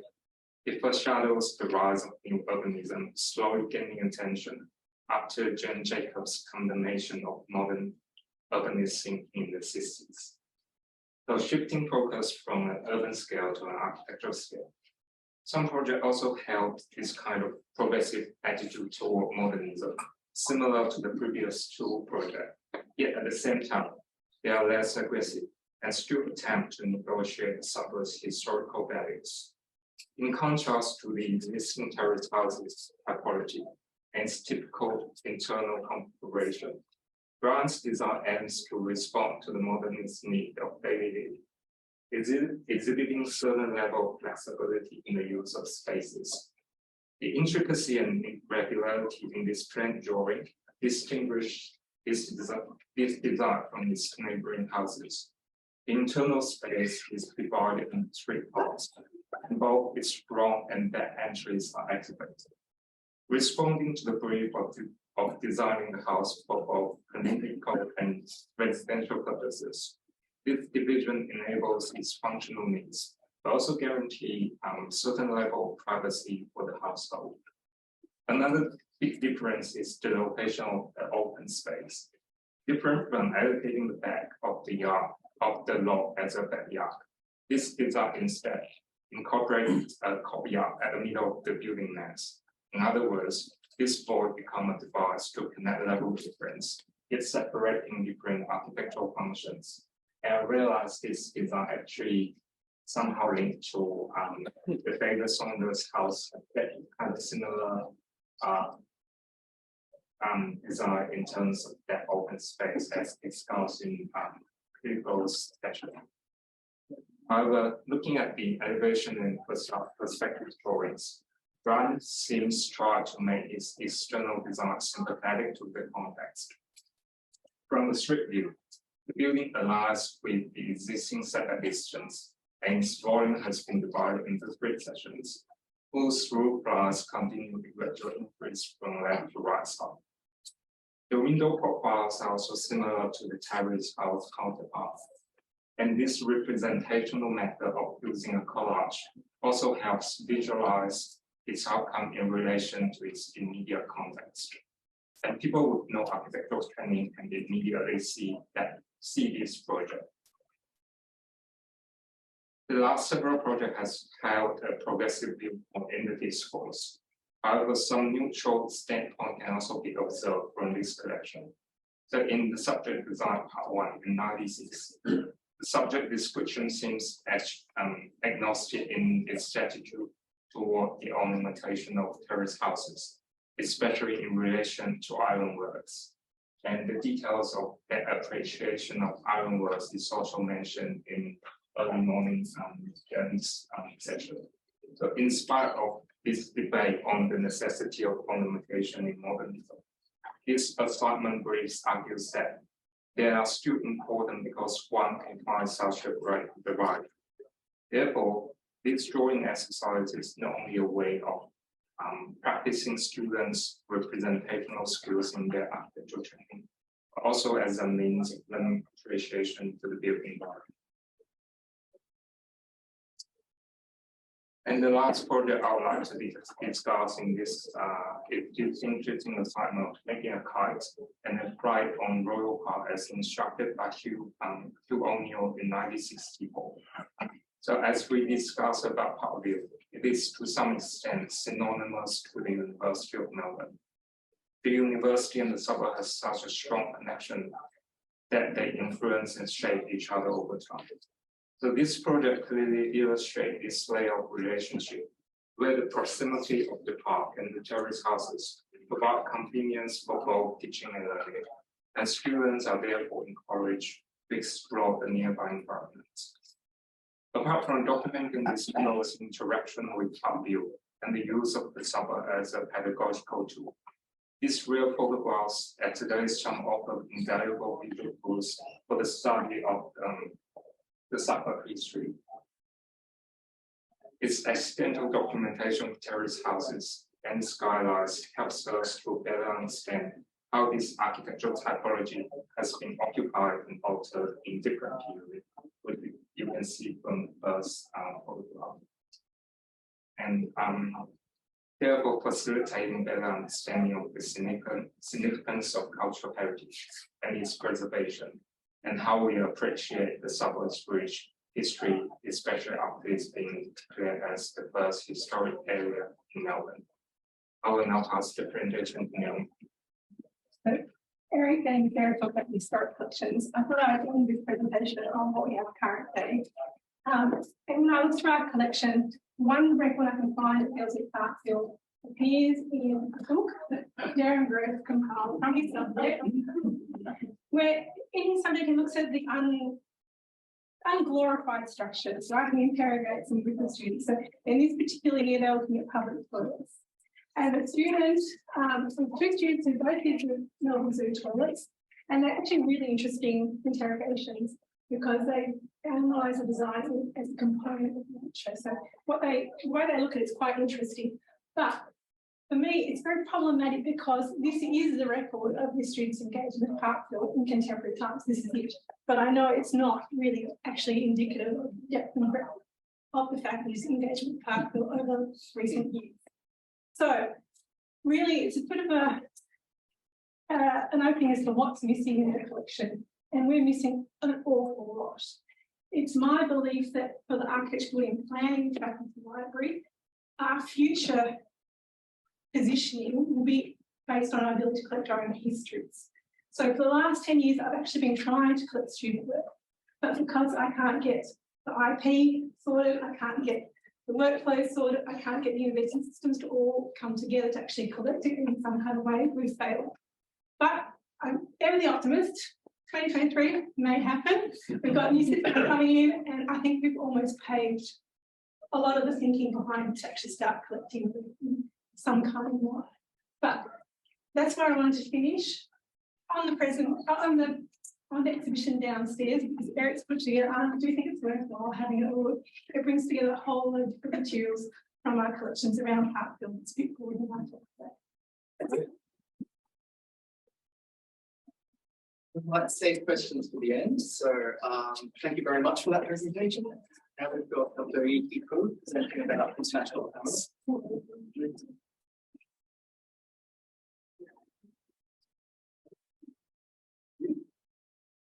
Hi, I'll keep my presentation very brief. I only have about 5 slides, and it's actually a collation of all data that I could find from all maps, archives, and some demographics, and also international house occupancy rate. And hopefully, first of all, I'm not a historian, and hopefully my paper offers an analytical lens to the contribution of IH to Parkville, of conservation of IH to Parkville. First of all, IH is located slightly away from the college presence of University of Melbourne, and we are beside University College, the University College.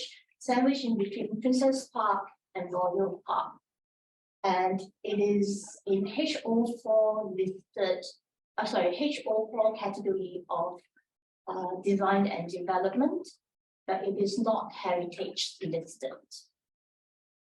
And then what I've done is that I have created a timeline of chronology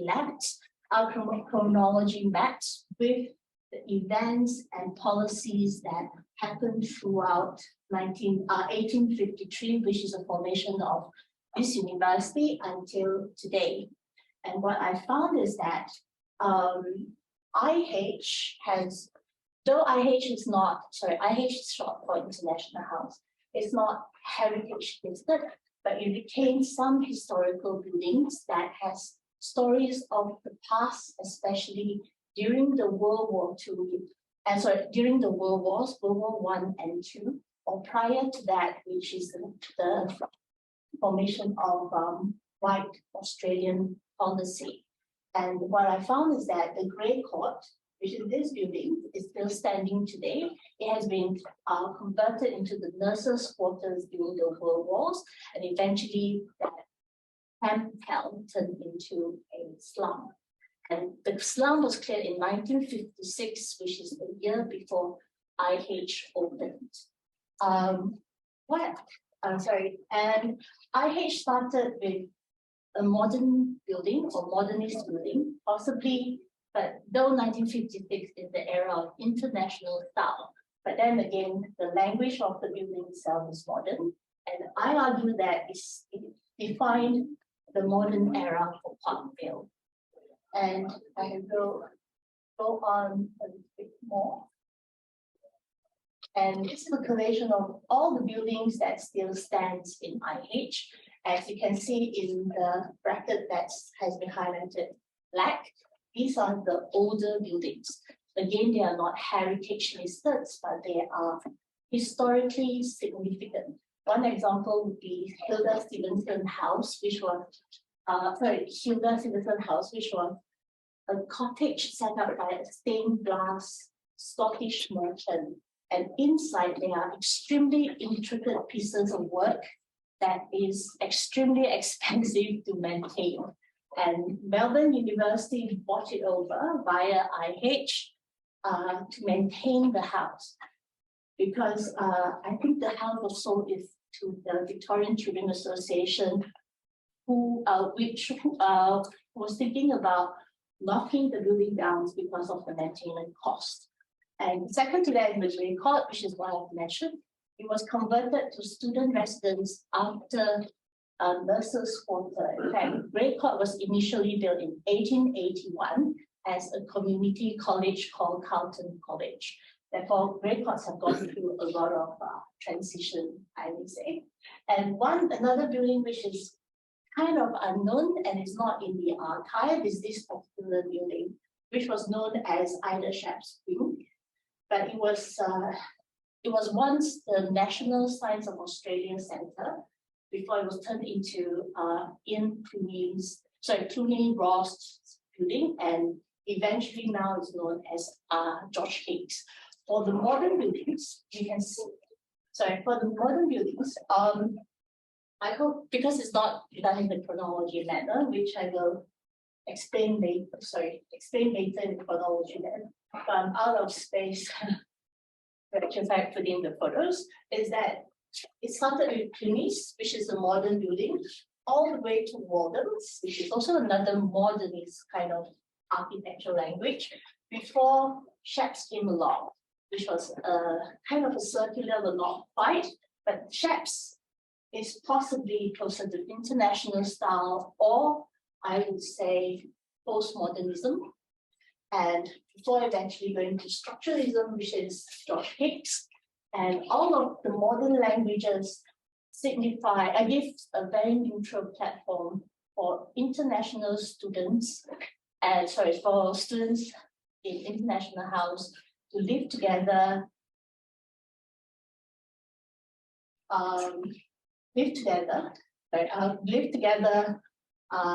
amidst all the diverse cultures, racial and nationalities.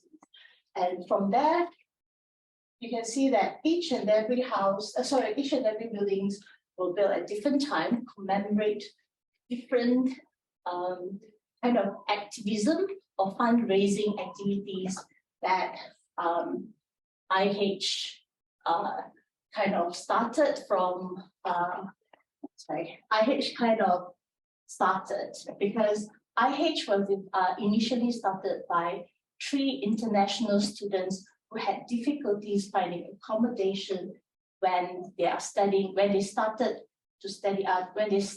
studying in Melbourne Uni. It was because in the 1950s, after World War II, Australia is in transition. The white Australian policy was systematically dismantled, but the locals are not acclimatized to the different nationalities of races and religion. I have to be very careful about this kind of languages, and therefore they had difficulties finding accommodations. What they did was they approached the communities in Parkville, mainly women auxiliaries, and some of the Parkville occupants who are also university staff, to get some funding to set up, say, accommodation. They were not ambitious, but then again, the university supported their act and gave the largest funding for them to build the first building, which is the Ross building in 1957. As you can see, these are the founders or the supporters, but the individuals in them consist of 3 international students who started that. And the act again was supported by the Parkville communities, where the Rotary Club and etc. resides as well. And eventually they managed to gather significant amount of funds to build a new modern building and start. The similar situation for Warden, which is in the 1960s, as you can see there, all of the activities that happened. And I will get back to that. Again, the students, the students started fundraising again for Warden and the subsequent buildings. And the students that live there has a policy of, the IH has a policy of 50% local Australian and 50% international students. And since the very beginning, the communities that supported IH fought for gender equality, because none of the college in university would accept women as full residents. Janet Clark accepted the students, but they are not considered as a full residents. But in 1972, IH managed to gather significant amount of funds to build sheds, which is the rounded building, and started the policy of 50% women and 50% men, as you can see there. But then again, sheds go on to strive for gender equality even today. And IH has never discriminated any form of religion, race, gender, or etc. And today, the LGBT flag hangs proudly in our Dimix dining hall, which is here. Therefore, the activism that drives IH is still towards gender acceptance. A similar situation for some individuals that gathered, that is a part of the activism to set up and retain IH is Josl. He decided to live in IH in 1958 and contributed to a publication called Control and Colour Bar had publications, and wrote this particular statement here, which you can read. And together with other occupants in IH, they signed a petition to reform, a petition of immigration reform in 1958, which led to 1975 Racial Discrimination Act.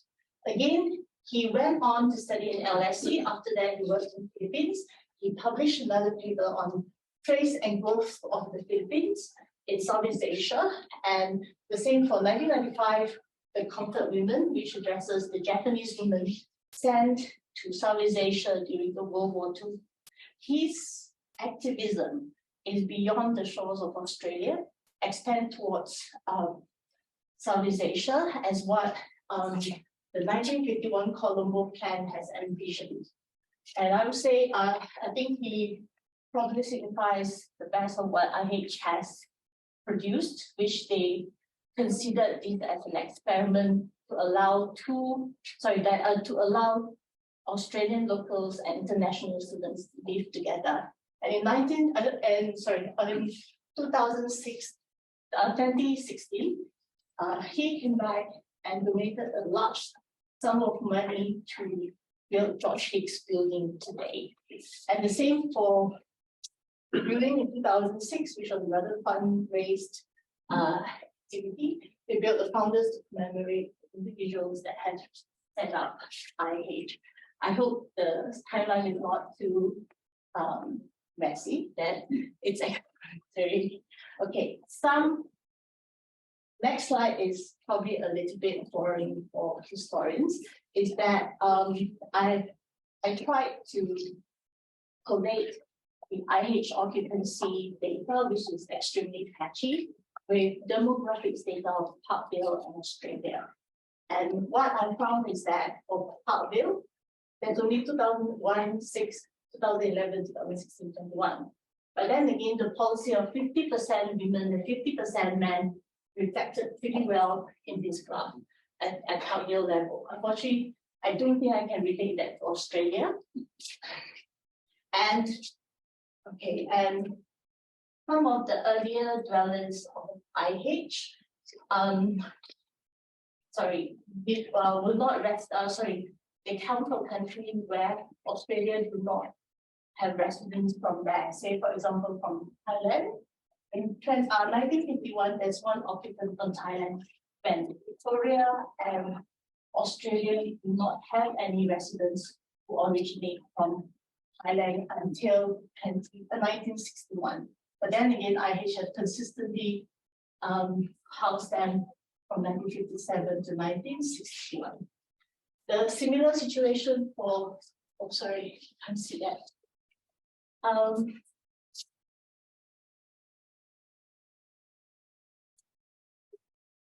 Sorry, watching cancer in Vietnam. And in 1965, IH has housed occupants from Vietnam, and the residents that originate from Vietnam was only appeared in Victoria in 1967. And the similar situation for Burma or Myanmar today is IH had housed them since 1958, but the occupants from the residents who reside in Victoria from Burma only started to appear in 1961. Therefore, we may say that there is a pattern of demographic changes that follows the nationalities that IH house IH house earlier before these residents resides in Victoria and Australia. Similar situation for Korea as well, though Korea is beyond South and Southeast Asian countries. And unfortunately, I can't get 1980s to 1920s data, but then again, you can see that in Parkville, from 2010 to 2022, the residents of overseas parents has increased to 40%, 42%, 47%. Therefore, this there could be some relations that IH had housed international students, and they eventually settled in Australia and influenced the demographic change in Australia or Parkville.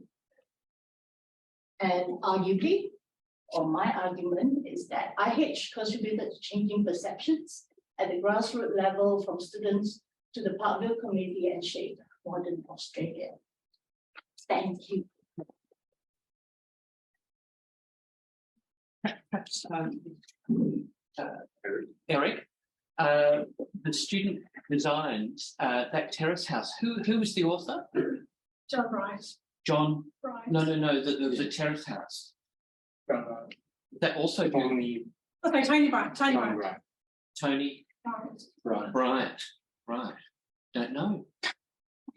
Anyway, I think it's fascinating paper, the student work, and I noticed the initials on one of them was FJ. Is that Fritz Geneva? So David Saunders, Fritz Geneva, John Bailey, they're all using Parkville as a laboratory. I mean, it's quite remarkable, I think. And Peter Freeman did as well. And Peter Freeman's His a student. work is in there, yeah. He's a student. Yeah. And it's Evan Walker. And Evan Walker, yeah. Well, Evan, you know, the irony is that Evan became one of the founders of the Collins Street Defence Movement, you know, the heritage movement in '76. But I thought it was really important work, and I completely agree with Naomi how important the collection of theses and student work under Miles, George. I mean, it's just incredible resource for us. I think when we have trouble with going into the aids, I think a lot of it's done with slides then, and that's can't interrogate the slides the way we can because we've digitised these handbooks. The slides are so problematic and start to contemplate how we digitise them. When I was at Public Works, the people who've been on their travel, somebody one day came in and they digitised all their photos of Europe on a CD. And years of travel, I mean, you can do it, it's just very expensive. Oh, yes, sorry. The intellectual property rights, we can't We have to find the person who took the slide. Yes. And some of them are around. Yeah, so it's for a bigger person than me. Well, some of them are around, you just got to find it, so can I scan the slide? No, it was a question for Yuki.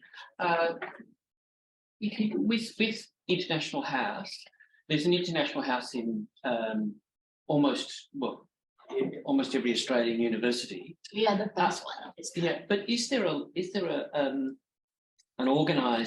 an organisation that links them in terms of funding or sponsorship?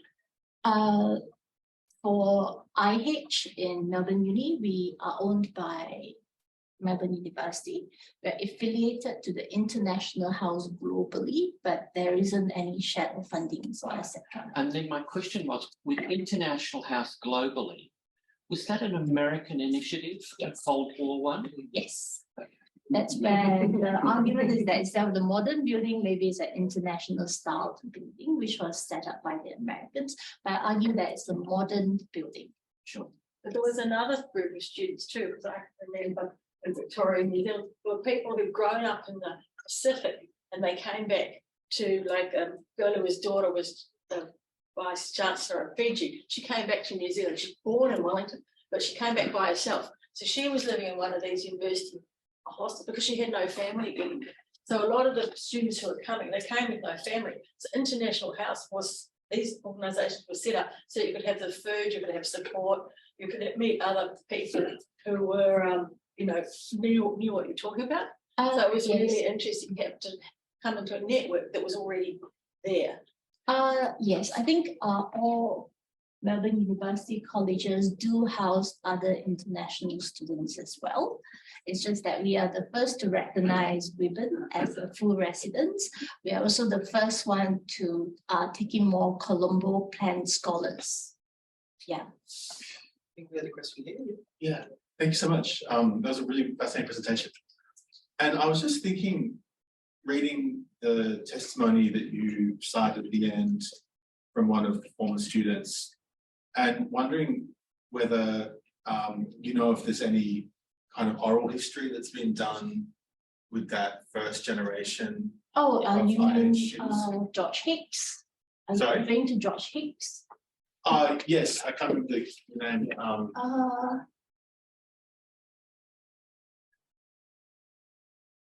Yeah, George Hicks, yeah. He's asking, is there an oral history from all of those first cohort? I'm not too sure, but That'd be a really big IH project. historian is on. Hold on, she could be answering that via chat. Yeah. Caitlin, if you can hear me, would you be able to answer that? Can you see this? Oh, is it not sharing from the, is it sharing from PowerPoint but not the PDF? I have no idea. There isn't, unfortunately, yes, I think you she just answered that. There isn't any oral history or oral recordings. Because it seems that thinking about what age they would be now, most of them, they were in their 20s, 1958 would be, my maths is bad, but probably in the 70s or 80s now. So probably the window to record that, it seems like such a fascinating generation. I mean, George Hicks, I remember, what's the guy, Sam Dimmick? His memoir at some point, who was one of the Australian kind of backers of International House, and who spoke in similarly glowing terms. And it was such an idealistic generation. Yes, I think on both sides, both the Australians were involved, and I think a lot of the international students who came who faced such prejudice in Australia, as you rightly pointed out. So I think it'd be really, presumably they've all travelled around the world and gone home, and it might be hard to track them down, but that would be a fascinating project. There is an alumni network. Oh, okay. Yeah, Caitlin is, again, I hope Caitlin can answer all these questions. To be honest, I just, my understanding, well, my knowledge of IH is not as deep as Caitlin, who is a historian and librarian in our college. I think Nani knows her.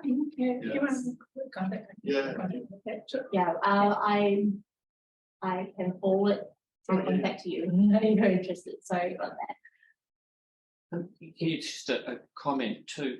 The university had international students at International House. There are also a lot of students, international students, who came and lived in the inner suburbs as well. They were often billeted in the 50s in Brunswick and the like. It's a very much an unwritten history. That experience of international students even living in the inner suburbs. And there's huge potential for more research. I believe so. Are there any more questions?